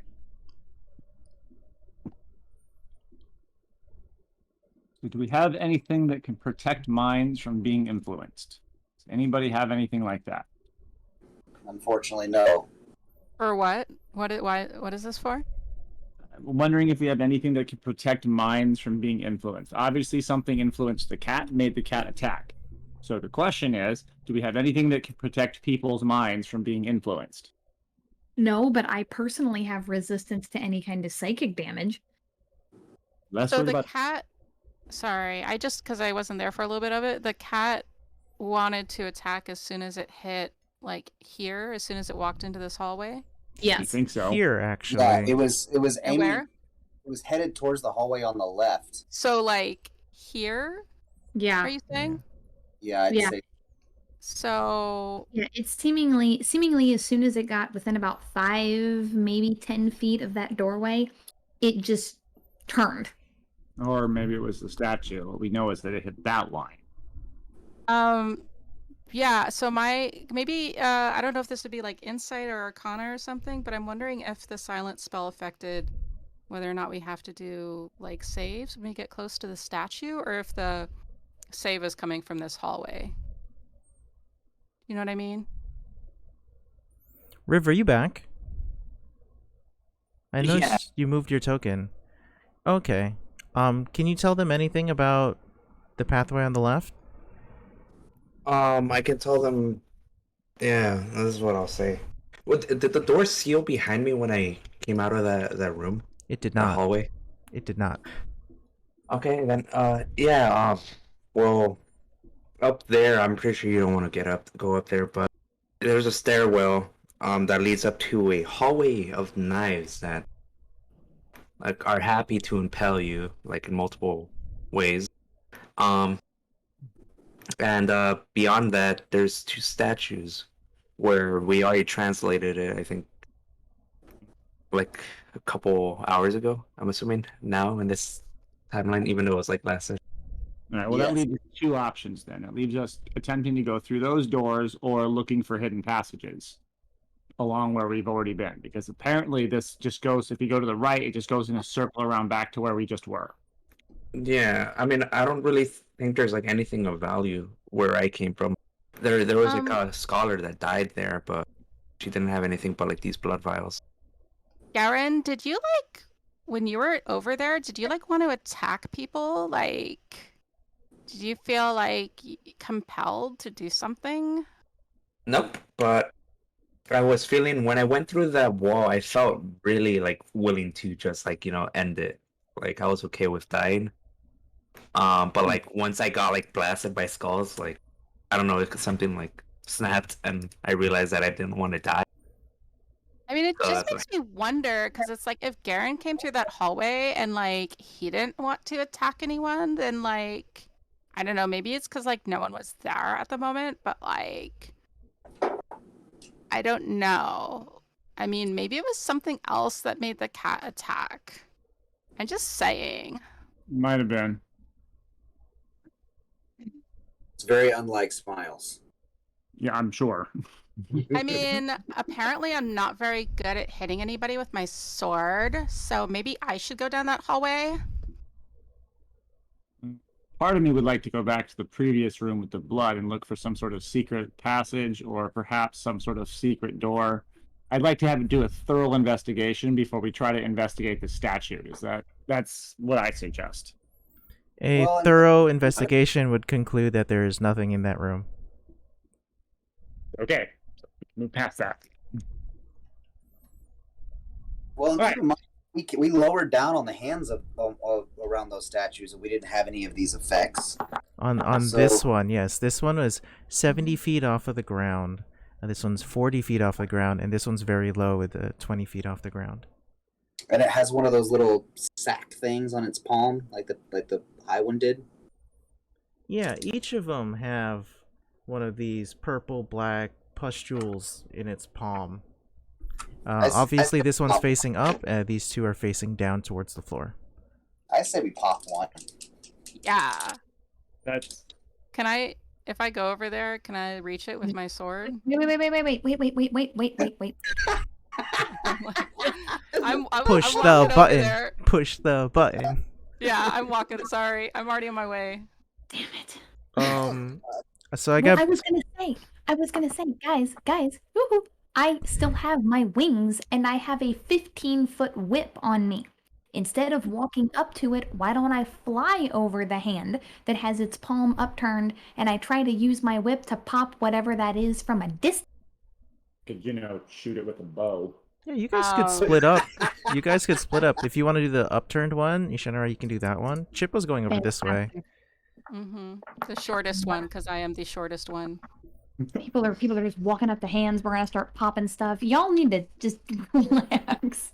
I'm just saying that this is obviously some sort of puzzle, and we're either missing or there isn't any identifiable clues of how to solve it. And so, I just think whether a bow, a whip, or a sword, however, let's just pop a sack and see what happens, man. Yeah. Push. I want to get out of buttons. here because this place kind of sucks, right? So like, I'm just tired. I'm just tired of waiting around. All right. Okay, so I have taken off with my wings. I'm gonna fly over the hand, and I'm going to use my whip, which is a D6, and I'm gonna try to hit it. Okay, so Chip is gonna go here. Shanarai is gonna go there. Is everybody else just watching and observing? I got my. Jin's gonna have his bow ready, and mostly just to see what happens. Okay, so are you? Oh, so you just like readying an action. Okay. Yeah. Enariel, what's going on? Greg, Aaron, what's going on? I'm gonna Just get kind there. of, I'm gonna stay back to exactly where I am and just be observant. I'm gonna let the brave youngins go up there and do the sack popping. Okay, and Greg, you said you're gonna stand back. Yep. Yeah, quietly observing. And Yeah, Garen is gonna probably do the same. Probably ready up his bag. Also. okay, girls are gonna get shit done. Let's see what happens. Chip, let's see a swing. Let's swing this sword. That's not I going wasn't to hit. lying when I said I can't hit anything. Okay, so that's gonna take you a while to hack on that. Ishanarai, let's see you crack a whip. D20 for my attack. 11. Nothing added to it. Plus your dexterity. Oh yeah, plus my dex. I'm an idiot. And plus 2. Good lord. So plus Wait, 2 to your that. whip isn't on your character sheet? 14 total. It is, but I'm using the app on my cell phone. Oh. Which isn't super efficient, but it's better than trying to click between like 3 different screens at the same time. So 14 total, by the way. Okay. So neither the 7 from Chip or the 14 from Ishanarai is going to be able to break this hardened pustule. It's tough, guys. I think we're I'm gonna gonna need some. keep trying. Yeah, of course. Does anyone want to come in and help out? There is another hand, by the way. All right. Here. All right. Jin is gonna just move a little bit forward here, closer here. No, actually, Jin is gonna. I do not want to cross that line. I'm afraid. Here. What do you want to do? I was gonna say, let me shoot the one that's up high, and then you can go to the other one. Can I fly back and pick up Jin, and he can fly on air Ishinarai so I can get him closer to the hand I just tried I whipping have on? longbow. I can just shoot it from here. Are you sure? Yeah. You don't want to get closer? No. Okay.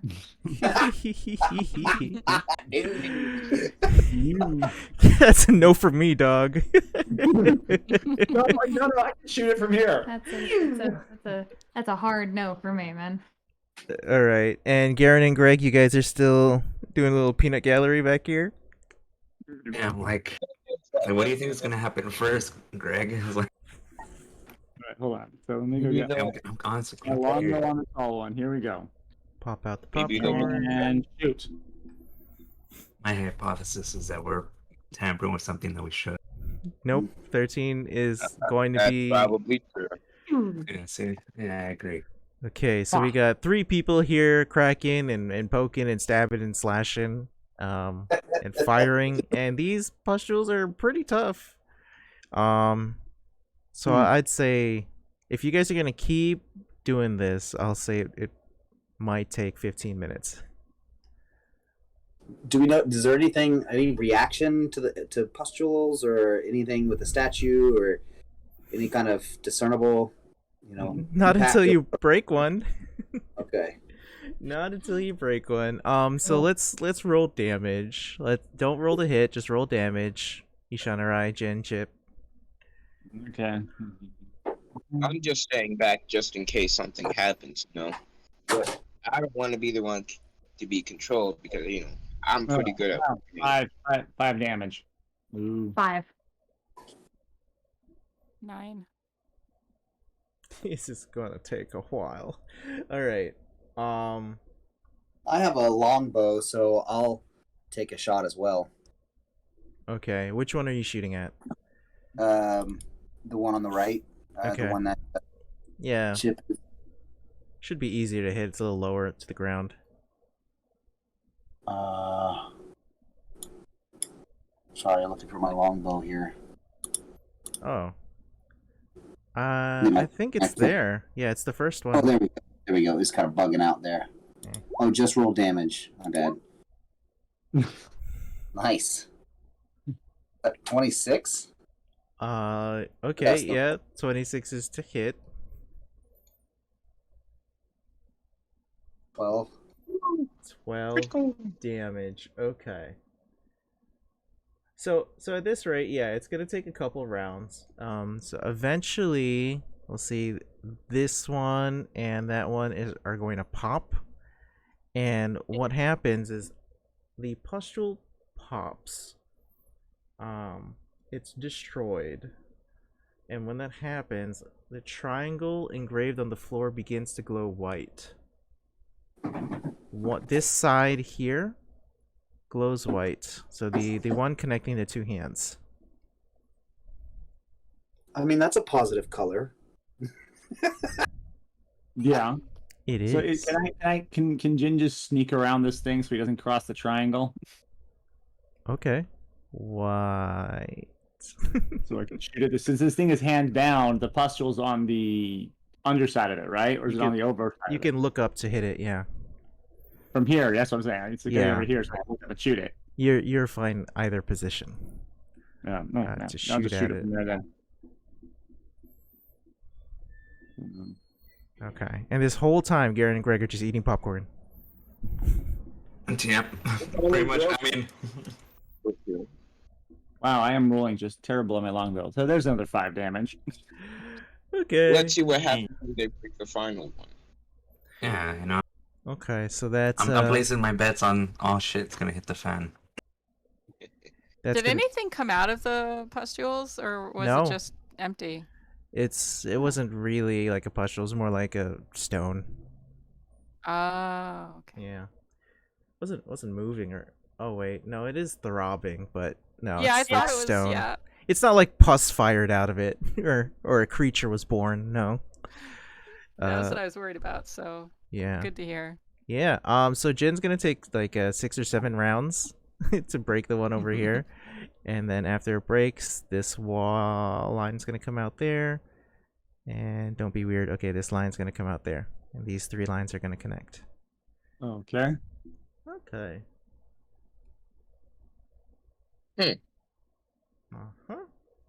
So statues destroying- wailing again. Destroying all 3 pustules lights up the entire triangle and unlocks the doors embedded in the statue's chest. This now opens up. I The find door that opens, Aaron. somewhat anticlimactic. I would say that Ishanarai, after a few moments, you see the pustule that you broke is starting to reform slowly. Got it. Oh, All lovely. right. So Open when the we go in, doors. Let's go.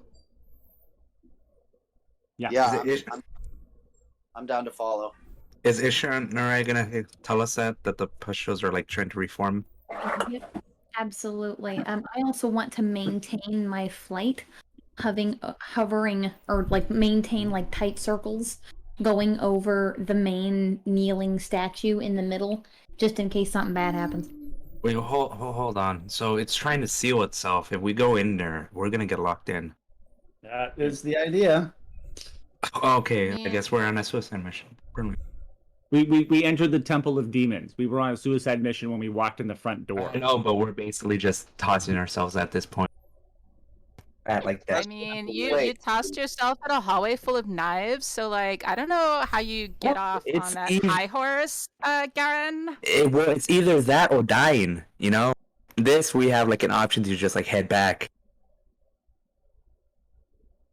And then what? Right? Well, I mean, I don't know. No. Honestly, we're like basically just throwing ourselves at the deep end at this point. Yeah, pretty much. I'm And going to door. throw myself at the deep end. Yeah. I mean, is Oh, it good luck on possible? that. Is it Yeah. possible that going this direction could eventually lead to a way out? I mean, it looks like Looks more like we're going in. That's the Yeah. thing. Since when has greatness or discovering anything come at the cost of being cautious? I'm I'm pretty sure going. there's like a lot of things that don't require you to like toss yourself into like a death trap. I'm throwing myself in the deep end of the pool and come what may, man. Yeah. Come on, join the swim club. Well, Come on, Chip. You know how to peer not pressure. a good way for us to have an assured way to get back out. So I mean, Just it don't- sounds to me like you guys are just being really cowardly. No, no offense, but I feel like it's just that we have a bit more brain cells than going in. Oh, yeah, okay. Sure, Dr. Garen, sure. 'Cause like it's not like you ever just run away. Like never, right? Hey, I know when to run, and when I know when there's a losing fight. You gotta Okay, know popping when in to through that hold them. door. Yeah, Know when to fold won them. those fights. Know when to walk away. Know when to run. Yeah, exactly.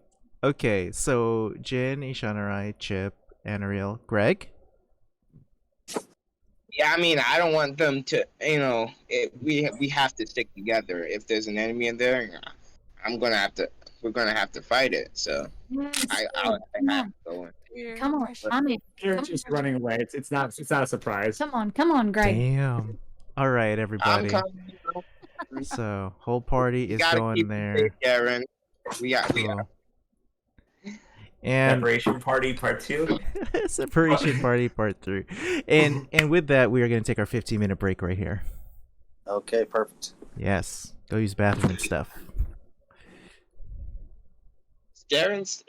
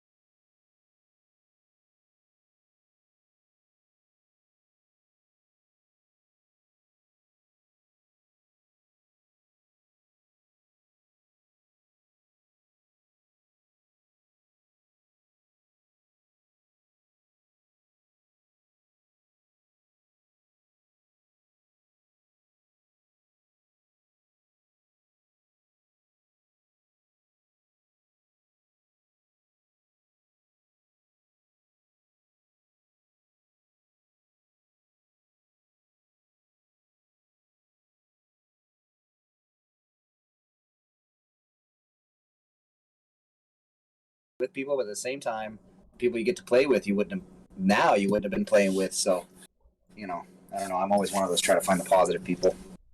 No, you're right. Now I am excited to fly out to wherever Star is at, and then do a convention based on our D&D campaign. Yeah. Yeah, come on out. Eugene, Oregon. I feel like that place is popular for something. Running. Everybody, it's like fitness people, dog people, and outdoors people, which like none of those are my people. But there's like it's like known. It's like Prefontaine came from here, Nike was founded here. Like it's very much like a running mecca. I like that video of that lady yelling out her front patio, being like, "Excuse me, why are you running? Are you okay? It's 7 a.m. And then she's like, "Christ's sake!" And then turns around and takes a sip of wine. That was me, yeah. Nice. That's the best. That's so funny. Why are you running? It's 7 a.m. What's wrong with you? And then she takes a sip of wine. Excellent. 7 a.m. and she's drinking wine. Okay. Let's get back in the mindset of our D&D sesh right here. Let's play a little dungeon music because we're deep down in a dungeon. And 1, 2, 3, 4, 5 of you are gonna be teleported away from there. Sorry, that was a yellow card reference. We're gonna teleport you down here.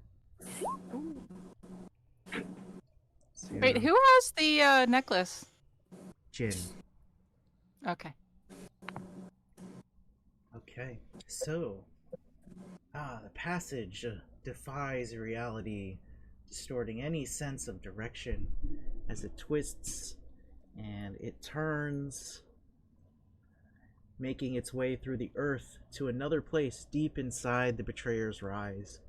The passage ends on the east side of a circular chamber. Its walls are covered with softly glowing amber-colored crystals that fill a crater at the room's center. At the bottom of the crater sits an altar made of the same crystal. What does the party do? This is like kind of pretty, right? I mean, like, I like Amber. That's actually my best friend's name, Amber. Would this be the crystal I was instructed to collect?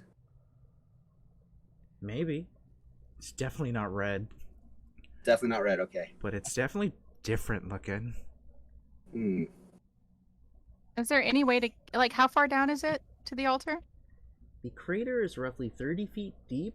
At its base is a cleared area about 10 feet in diameter. It will take an athletics check if you want to get down to the altar there. Yeah, I'll do it. Alright, give me an athletics check. Since it's athletics, Finally, one good roll. What'd you get? 22? Oh yeah, no 22. problem. Yeah, you get down there in a jiffy. Greg, What do I you were see saying when I'm down there? Oh. Oh. Well, yeah. Let's see everybody. What's Greg doing?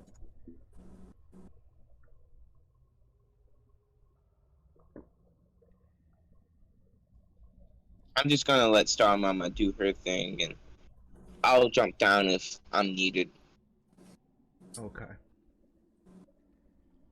I'm gonna pull out my longbow and ready action in case anything jumps out at her or decides to come out at us from nowhere. Okay. So all that happens. Now that Chip is no longer in the previous room, the silence is gonna shut down. Garen, I need the you... silence shut down before we were finished, I think. 10 minutes? Yeah, because you said it took 15 minutes to break all the bubbles. Oh, I think I was just being hype. I think I was exaggerating a little there. Okay. Yeah, because it only took 36 seconds for Jin to break a pustule by himself. and each of you were working on it longer than he was. Yeah, so I was just being extra. But you need to maintain like sight or distance for the silence thing to work, right? Yeah, and I don't think if we teleported, there's no way that silence is. I don't know where we teleported to. Let me just look up the description, Yeah. just in case. Yeah, it needs to be within range 120 feet. Yeah. So that's popped. So the sound comes back to that room, and Garen, you got a 10 plus wisdom. Oh wait, what? Oh, I was just rolling something else to see. Okay. Oh, I but- need a wisdom saving throw. DC is 13. Can do.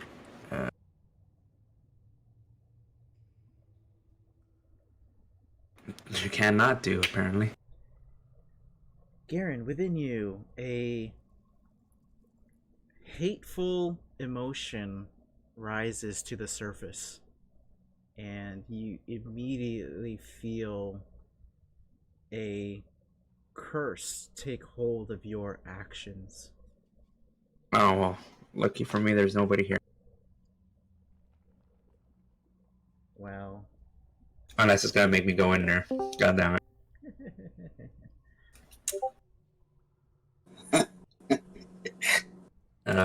Well, you would want to fight somebody that you can see, but you don't see anyone around you. So there is no one for you to hit. I would ask that you repeat the saving throw. The DC is actually a little higher, and see if it maintains its hold on you. So another wisdom save, please. Oh, yes. Yeah, I mean, it's 12 is probably not gonna happen. If it was a 13, I'm pretty sure it's gonna be way more.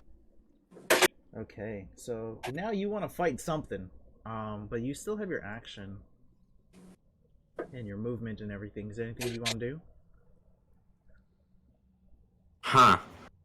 I mean, what's the situation on the door? Is it like already sealed, or is it like barely gonna start sealing right now? It's still wide open.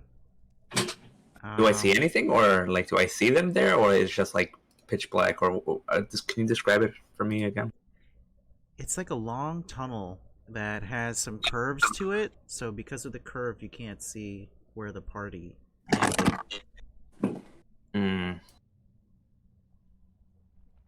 I guess I'm gonna try one more time to snap out of it, and then try to go in there. Okay, give another wisdom save here. The DC is now 16. Oh, hey. Hey. Broke free from. Yes. So your incessant urge to kill is gone, replaced by a torrent of noise that coalesces into a threatening scream. You hear, "Changebringer, your luck shall not hold." The voice echoes in your mind and then becomes silent. Changebringer. Yeah. He looks at his pockets like, I don't think I have extra change. Not just like, but I guess Inspiration for you, please. Oh, wait, what? You should get inspiration for that. Okay.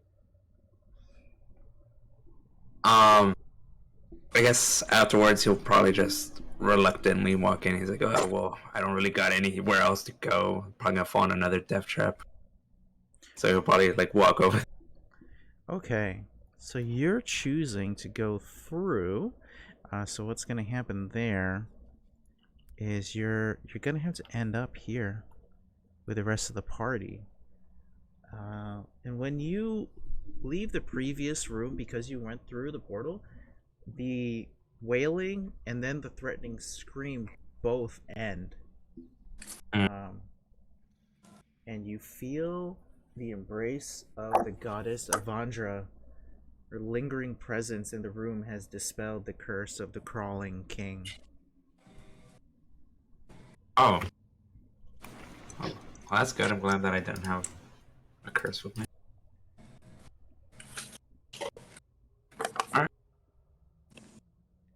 Okay. Yeah. So you're in there. Chip, you get yourself to the bottom of the crater here. You see there's an altar.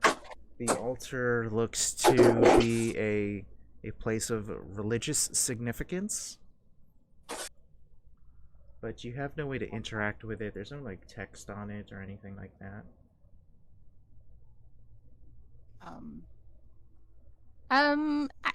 Guys, it just looks like, I don't know, like a religious table. Like, I don't really know what to do with this, because, like, I don't think that this has anything to do with Garl Glitter Gold.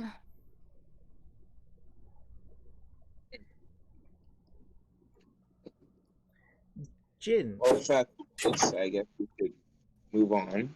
Jin, where's the Jewel of Three Prayers? It's under his armor. Well, Liz doesn't really wear any armor, but it's under his clothes. Like a necklace or in a pocket? I like a necklace. Oh, okay. Jin, make a Constitution saving throw. Oh, no, he's not totally deficient.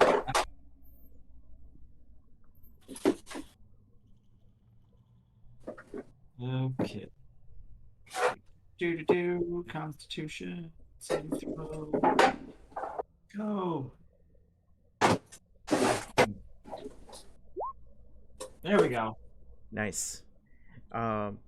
You are sent a message, or more like an emotion, of an urging to go down to the altar with the jewel.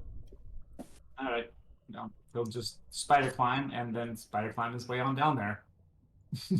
Spider climb on.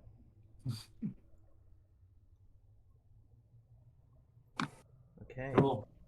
You are compelled to place the jewel on the altar. What the heck? Take it off, put the jewel, put it on there. Okay. Jin, you look around, everybody collapses on the floor. And then you finally collapse as well. Everybody, you are going to experience the following vision. Oh my gosh. Okay. So. Don't hate me because I'm beautiful. A spectral figure blossoms forth from the amulet. This warrior who called himself Elixion in your previous vision, for some of us here, look upon you with a faint smile and says, "You came, you followed, you can find me." The crystals around you glow brightly and your vision goes white. Then you see a company of armored soldiers, Elixion among them, marching into the betrayer's rise. Their expressions are grim. Though they do not speak, you can tell that none of them are expecting to come home. Following this, the vision shifts again, and everyone in the company of soldiers is dead except for Elixion, who continues to fight while surrounded by the corpses of mortals and demons. He is hurled across the battlefield by the claws of a gorilla-like demon. The scene blurs, and he falls to his knees, pleading before a simple wooden altar that bears the holy symbol of Avandra. At the end of his prayer, he's lifted to his feet by a tall, young woman with light brown skin and flowing black hair. A foreboding voice cuts through this scene of divine intervention, and Elixion freezes. "The Changebringer and a mortal," the voice intones. "What brings you into my sacred, devouring darkness? Even if you save him, Changebringer, he will suffer, he will die, he will be forgotten. All that he has worked to save will crumble and be devoured by worms. Why invite further suffering? Let go. Give in. All is futile in the end. So why?" As the voice trails off, Elixion turns to face you and falls to his knees in tears. The scenery shifts, and the Forsaken Warrior is now underwater amid the ruins of a sunken city. Alexian mutters, "The crawling king spoke true. All was futile. All has been forgotten. And I am lost in darkness. Please help me set it right." So that's pretty much the whole vision here. However, there's kind of a pause in the vision. You guys have a few moments, each of you, if you'd like to ask a question to this forgotten hero. I think, Jin, you probably get to tee this out. Do you have a question?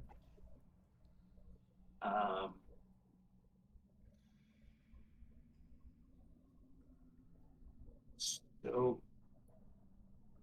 what is it you want me to do about all this?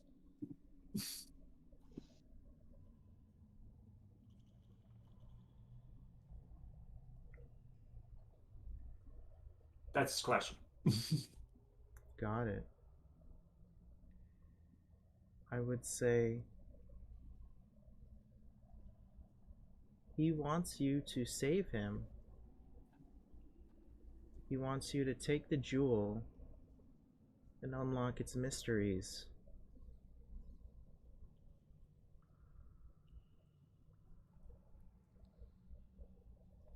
There's a decisive how as the next question I would ask if they had the chance.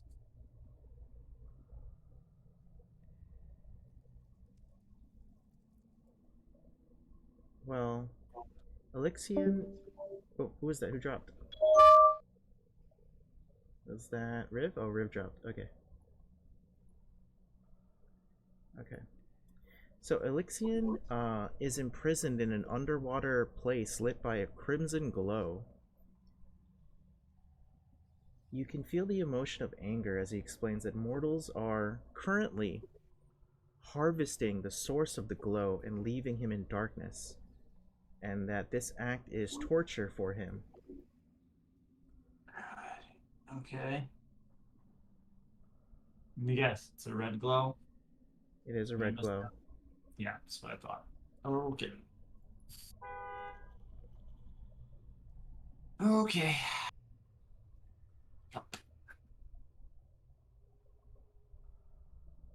So, do we have a particular quarry in mind, or is it just all the quarries? Prison somewhere underwater, place lit by a crimson glow. Alright, well, that's gonna be... Yeah, some fun. sunken city, as from the vision. Great. What's the name of the city? You don't know. Doesn't help. Okay, next question is actually really important. How long ago did all this happen?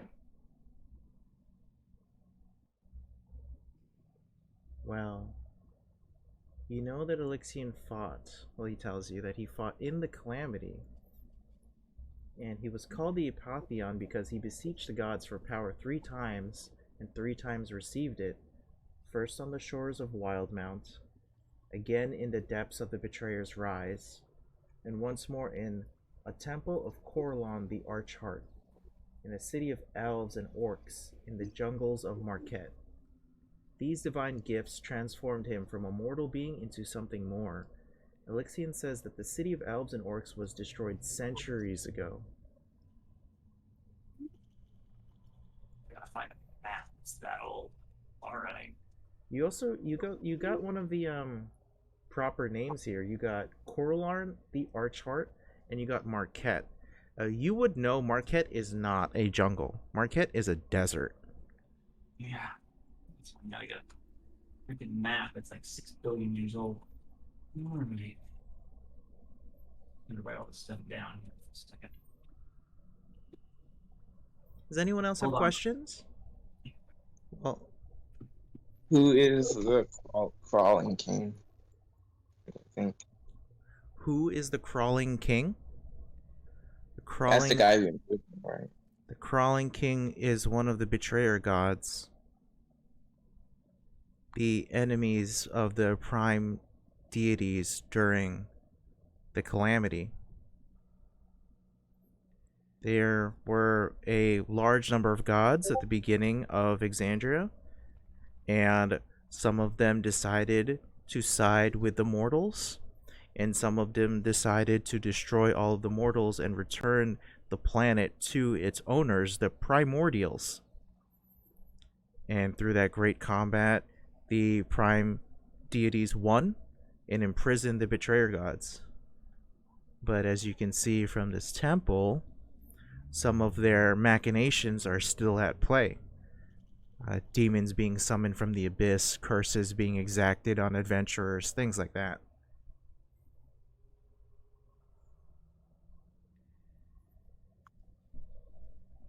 So yeah, the Crawling King was one of those big bads. There's a bunch of them.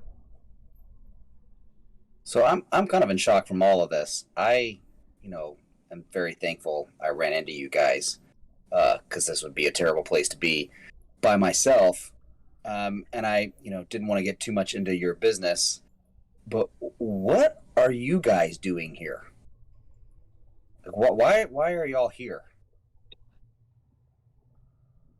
So like we had this necklace and they were like, you should go over here and figure it out because like there's this guy that needs your help.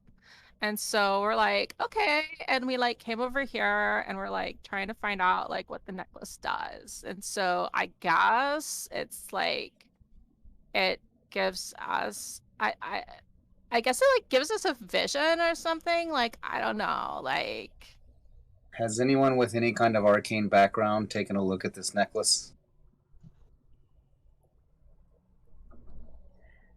The necklace is more divination than arcana.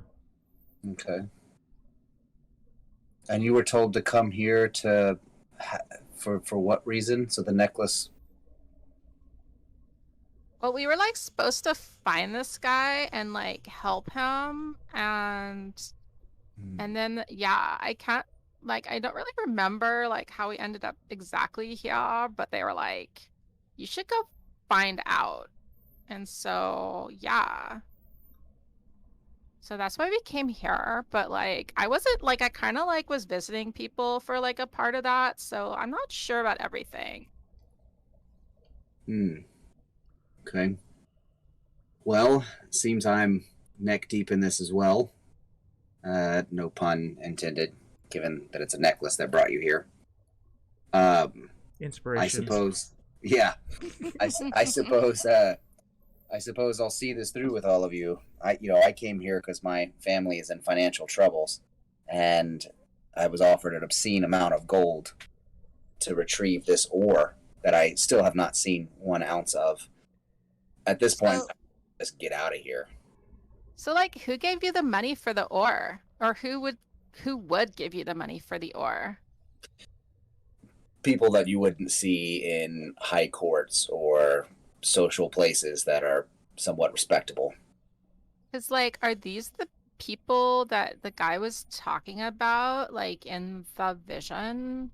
Where he was No. like, oh yeah, people are like trying to take this ore, like trying to take this like red shiny stuff. Like is that like I don't know. It's a possibility. It's a possibility. I don't know.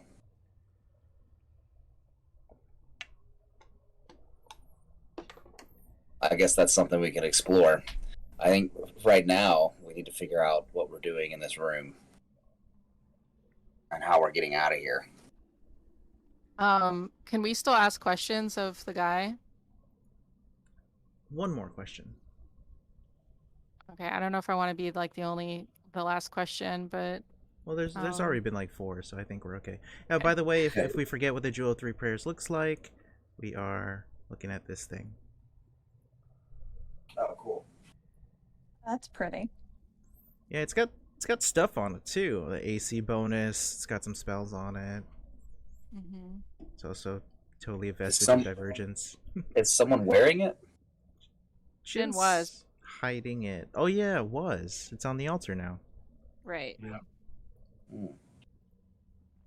And what was this guy's name again? Alexian. Alexian? Yeah, Y Oh, there it X is. I A N. Okay. So like Elixian, is there like any way to like shut down this temple so there's not like demons coming out all the time and like hurting these people in this town? Because that's like a lot to deal with.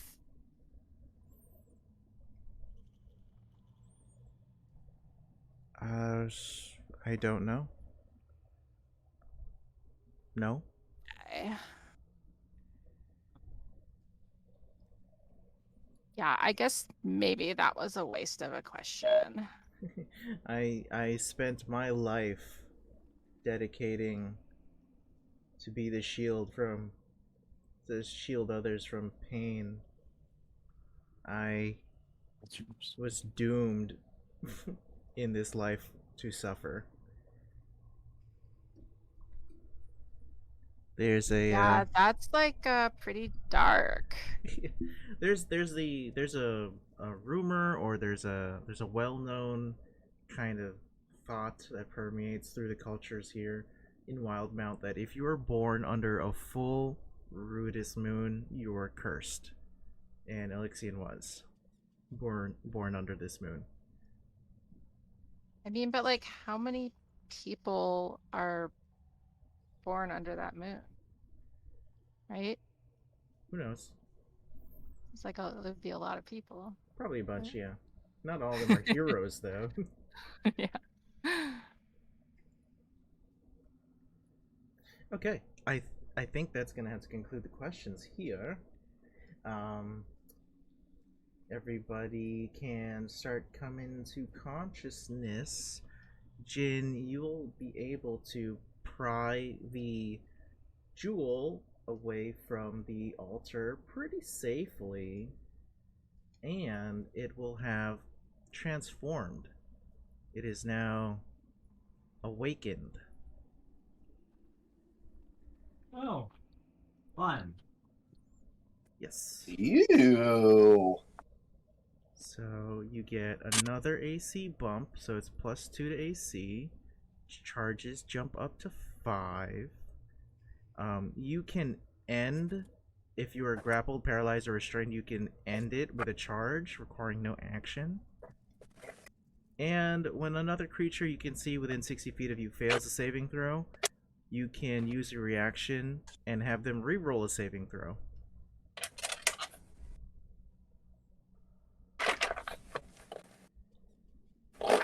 So yes, three lapis lazuli stones rest like dewdrops on the spires of the jewel. Excellent. Okay, and everybody can see that, and of course you're free to pass it around if you don't want it anymore, if you want someone else to hold on to it. No, he'll put it back where he always had it. Put it back under his shirt. Cool. Just as the vision of Elixian fades, you become aware of the presence of intruders. Your rivals appear at the edge of the crater, along with a red-robed figure. Most of you would recognize, and Anariel, you would recognize very quickly because you had just spoken to them. The figure, the red-robed figure here, they say, "Well done, heroes. Now, if you would simply hand over the jewel, we can all get out of here without spilling any more blood." It Or I is kill you Aloysia and Telfin. take all your stuff. Which one do you want? What are you talking about? Aloysia is here with the other heroes, the other adventurers that you guys had some pretty tough conversations with. What the fuck, Irvin?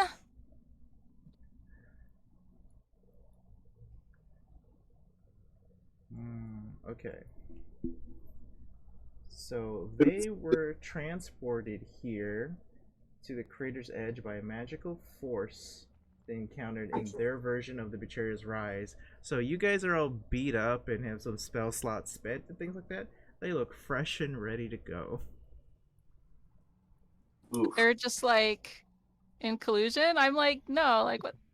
Your rivals. He's just gonna stand there like mean mugging. Like what the hell? Yeah, they're standing and they're kind of in the exit way. That y'all use to What's to going get on? through here. I'm just gonna go up and shove him. I just want to shove him. let me have them out here first. This is somebody you guys know?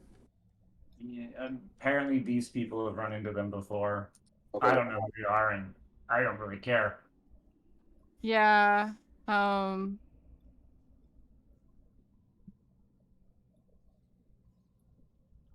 Yeah, Urban's my hookup. That's I guess the best way to put it. Like, Thought we were friends. Maggie is Greg's arm wrestling partner. Yeah. Yeah. Like losing streak. I guess Dermot Wait, is. does Yeah. Oh, I was just saying, does Urban have his fingers back or what?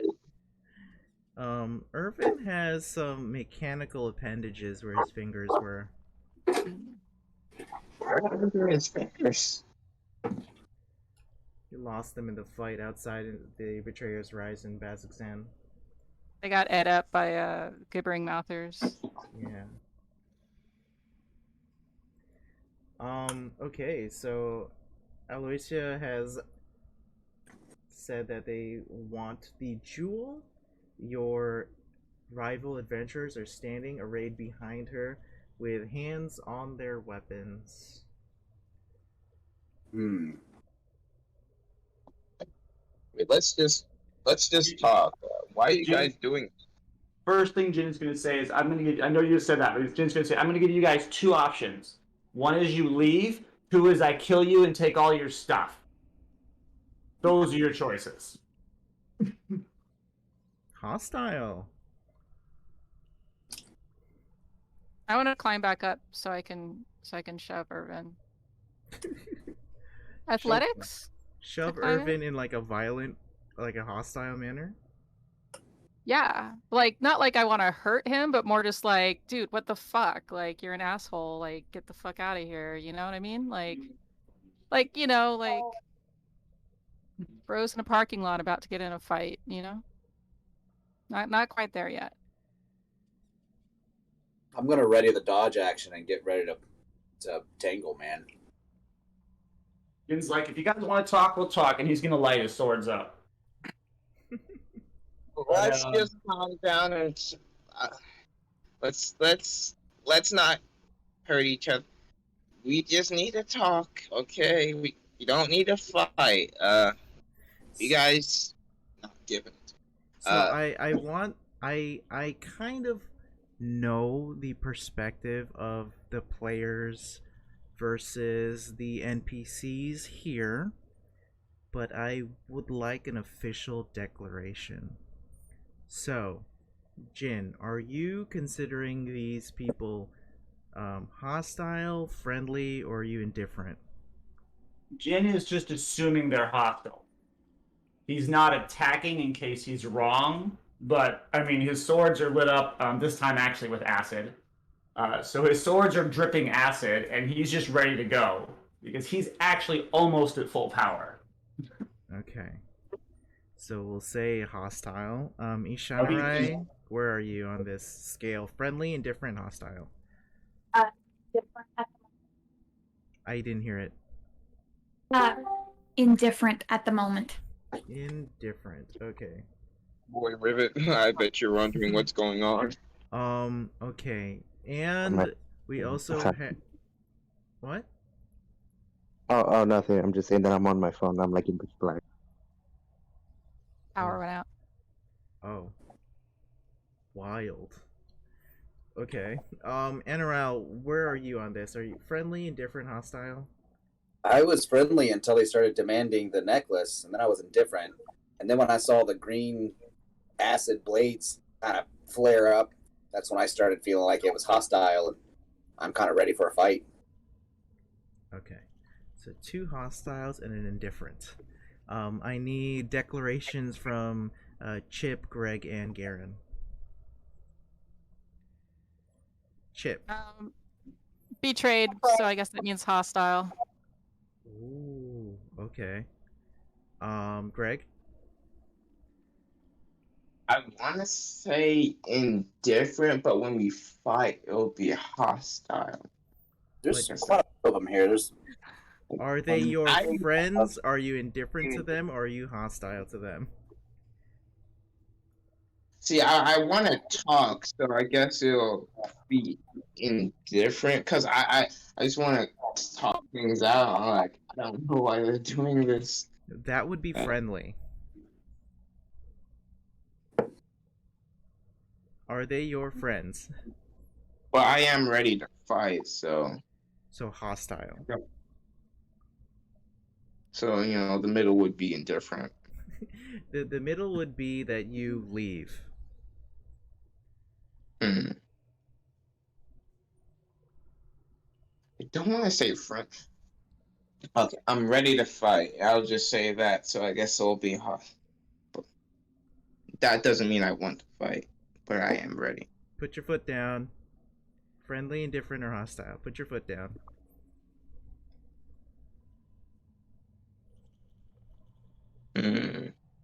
I'll just say hostile because I don't know what to do with friendly. Okay. here. Garen, what are you thinking? You're muted, by the way. Oh. Oh no. Oh, I'm back. Okay. Mhm. Riv, are you friendly, indifferent, or hostile to the rivals? Oh, like the rivals that we've been dealing with, like through this campaign thing. Yeah. Wait, why do you ask? Are they... Because right now, Jin has kind of set up this domino effect where everybody wants to fight. Oh, well, right now indifferent. I mean, unless like they throw the first hit, so I guess indifferent. He doesn't want to like. He's more of like a peaceful person, but like he won't do anything unless they like provoke him. So right now, I'll say indifferent. I'll say indifferent too. So indifferent means if there is a fight, you will not participate. So what are my options? Friendly, indifferent, and or hostile. Yeah. So indifferent's more like you would leave. If there's a combat, you would leave. And what is friendly? Friendly means that they're your friends and you want to talk it out. Oh. I mean, do they look like they want to like tussle? Like, or are they just looking like right now they want to like talk for a bit? They have their hands on their weapons, right? They have their hands on their weapons. They're standing behind Aloysia, the red-robed figure who wants the jewel. They said, now if you would simply hand over the jewel, we can all get out of here without spilling any more blood. Oh, okay, that sounds like a threat. I want to say hostile, but I'm like no position to like roll dice right now. I'm like on my phone on Roll20, so I could try. So I'll say hostile, okay, but I won't throw the first punch until they do. Okay. So hostile. Yeah, hostile. All right. So, Ayojabe sees Chip step up, and she steps up too.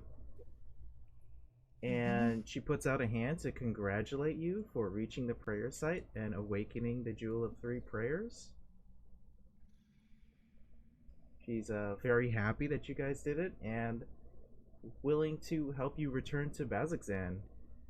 Aloysia is shocked by your friend's betrayal to her. And Maggie and Irvin and Galceride and all of them are pretty happy to see you guys healthy and whole. And very surprised that you were so quick to turn on them.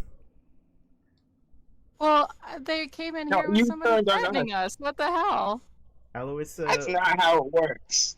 Aloysia is not a part of the rival group. You've only Okay, this spoken was for like super 5 minutes there. confusing.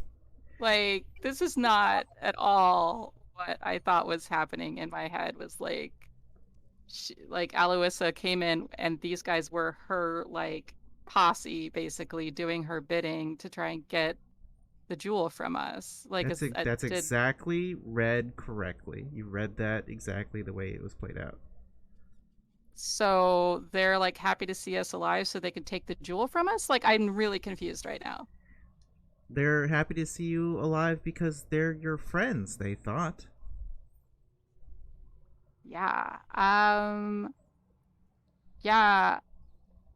I would, like, you're here threatening us and you want a handshake? Like, what the fuck? I didn't say anything. That was all her. And you're like here with her, right? I mean, she's like standing here ordering you guys around and you're just like, yeah, what the fuck? Everything's cool. Like, it is not fucking cool. What, you want her? Here, take her. Throw her at you.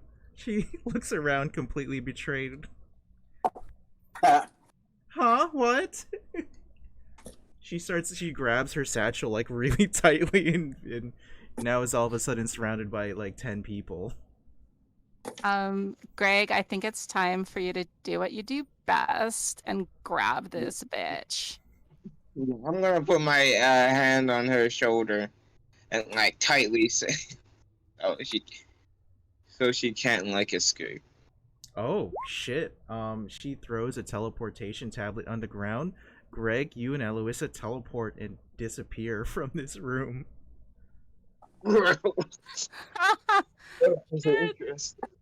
Aggressive. Oh my god.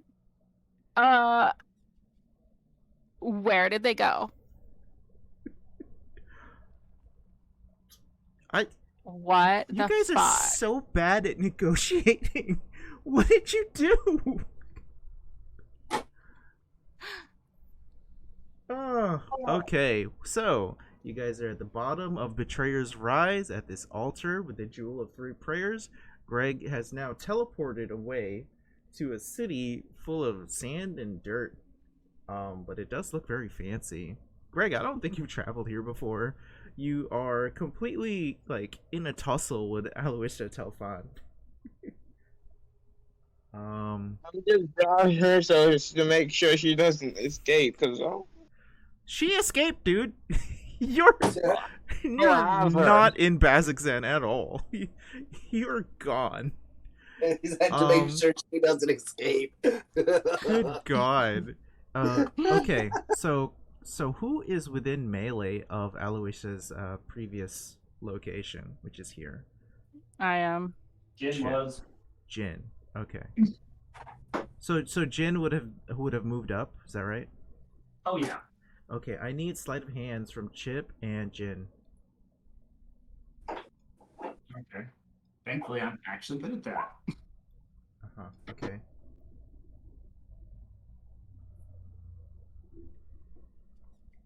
And I think Ishanurai is also in melee range, looking at the map. Are you? Am I? I can't see her. Right? Oh, there she is. Eloisa's right here, right? I see her. Yeah, I see Ishanurai. Okay. So sleight of hands from the three of you.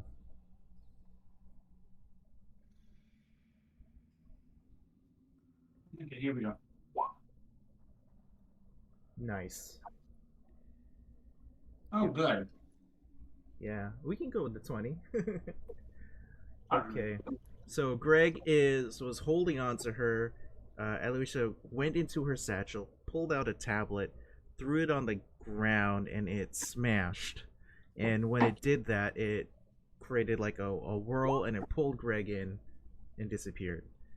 With the 20 and the 17, I would say that Jen and Ishanurai, both of you, managed to reach in while Greg and Eloisa were getting pulled, and you pulled away 2 teleportation tablets. So now each of you have a single teleportation tablet.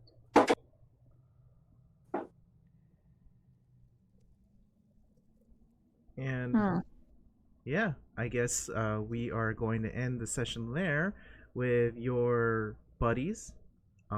Very disappointed that you guys were so ready to throw down. What the fuck, guys? We went through so much shit. Yeah, then... Come on. Sorry, I still am like, what the fuck, dude? What? There's no benefit of the doubt? Not a second?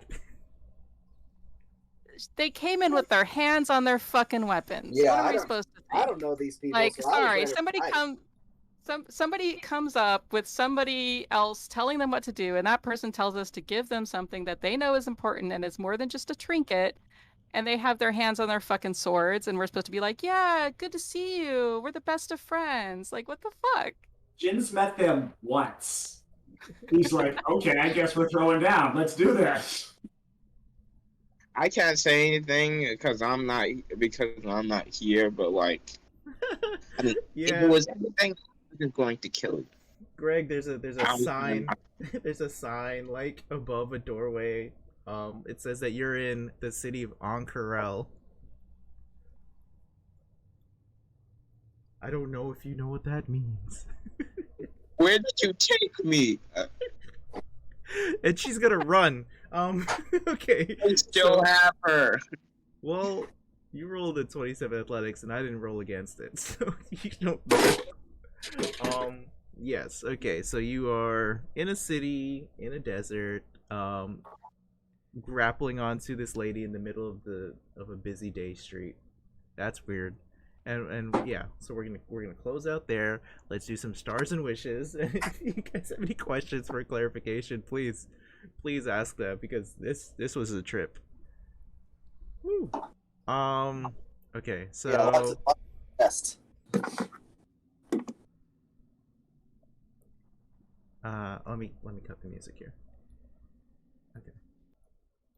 Cool. Love playing D&D with everybody again. I've kind of been bedridden for a while, so I haven't had a chance to do any D&D, and today I did 2 D&Ds, so that's a lot. So very happy to get the opportunity to do that. And for wishes, if you guys have any cool magical items that you'd like to see put in play, please DM me, and I would love to add them to the Johnny on the Spot store. Okay, that's it for me. I am done. There's a set in my purse. Bring me my green purse.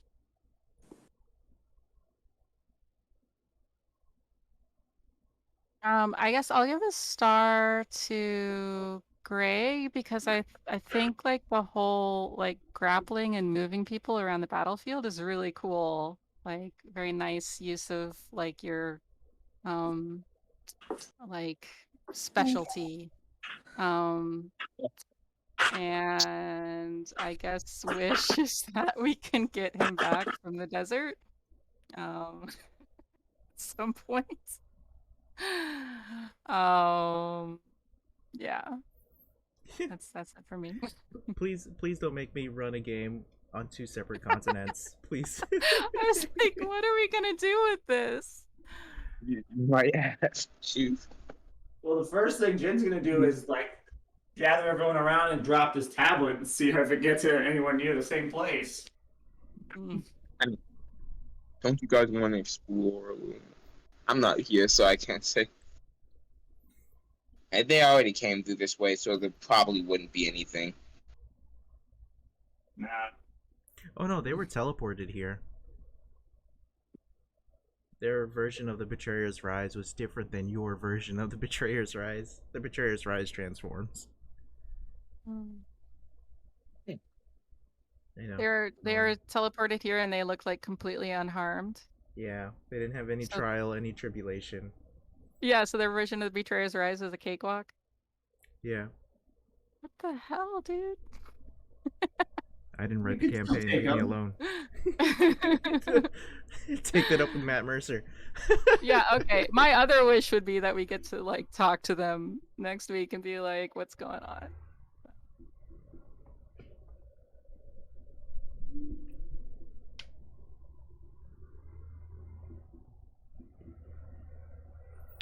Who's next? So we give a star and then we say a wish of what we hope happens. Is that you'd like to see in a future game? Yeah. Oh, I'd like to see in a future game. Okay.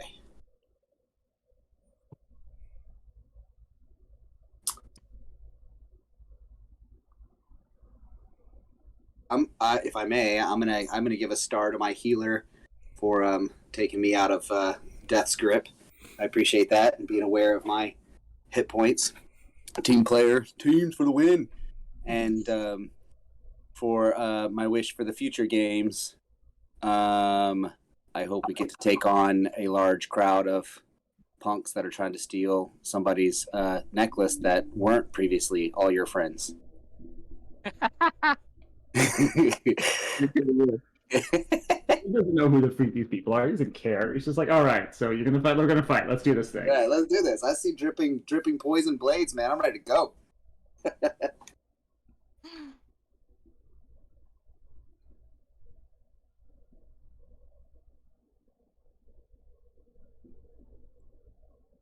We'll have to do a Coliseum fight or something. You gotta All right, who's next?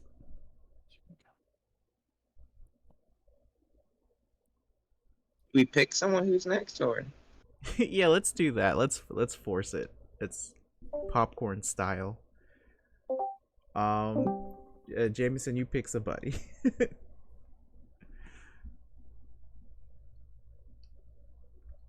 Star's already gone, and I've already gone. I don't even know if my mic is working or not. We can hear it's you. on. I heard you. All right, sweet. Because I was talking earlier and I don't think nobody heard me, so I was like, ah, shit. Oh well. I guess I'll give a star for everybody, like, on how we're making combat work with all our like classes. We're trying to like make it synergize in shape or form. So that's tough. And then Yeah. for the party going further into like a death trap, even though this whole entire like mission has been one. Because Garen is not like a fighter. He's like a healer and a coward that stays like in the back lines and doesn't want to get involved with shit. So I guess plus for the pre-pressure there. And our wishes, I hope we get Greg back. Like honestly, because the whole situation is, I don't know how that works. Nat, you ready to make another character? No, I am not. Nat, this isn't the first time you've done this. You've done this in another session. I think you did this with Diggs. Where you got teleported to a different continent? That's normal? He jumped on an enemy, I think, once upon a time, and he got dragged somewhere. That was Awesome. that was in Dick's game. Yeah, he had Yeah. to make like a new character because of it. Yeah, I remember that. Oh, It that was Bill. It was Bill, if I remember correctly. Oh, jeez. that's fucking teleported me and trapped my character. I had to make a new character. Nice. That happened Oh, yeah. twice. Oh, Yeah. I mean, you said to DM you it, but like, I want a staff of healing that works for artificers also. Okay, I'll look into it. Okay, Paul. You go next. I have one stars. My big stars. It was great to play with everybody. I'm so sad I missed last week. Sniffles. Gosh, things that were really cool.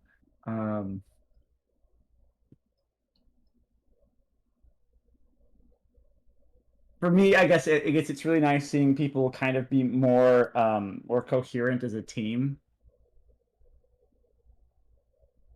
That's really for me. That's really fun to watch. Is everyone sort of functioning as a group? That's kind of my big star. My big wish is that we would stop having one of our party members somehow vanish or leave.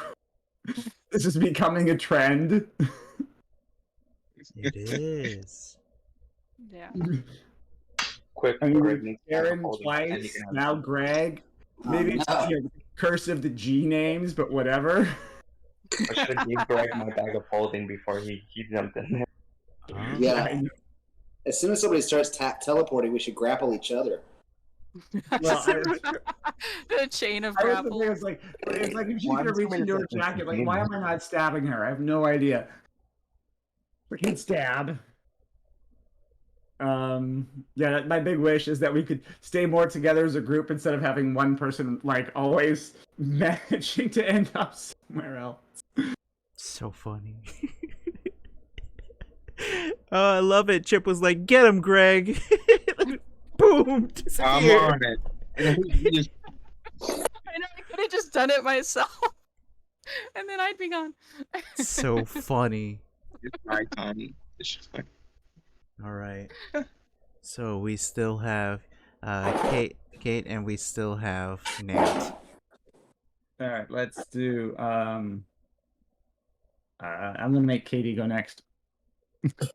I think I'm gonna do a star for Jin's creative re-entry into the game this week with his 50-foot ceiling drop. And then my wish is I feel like for future sessions we really need to work on our negotiating skills. Well, don't let Jin be in charge of Instead of- things then. Instead of jumping right into here, let me stab someone in the throat.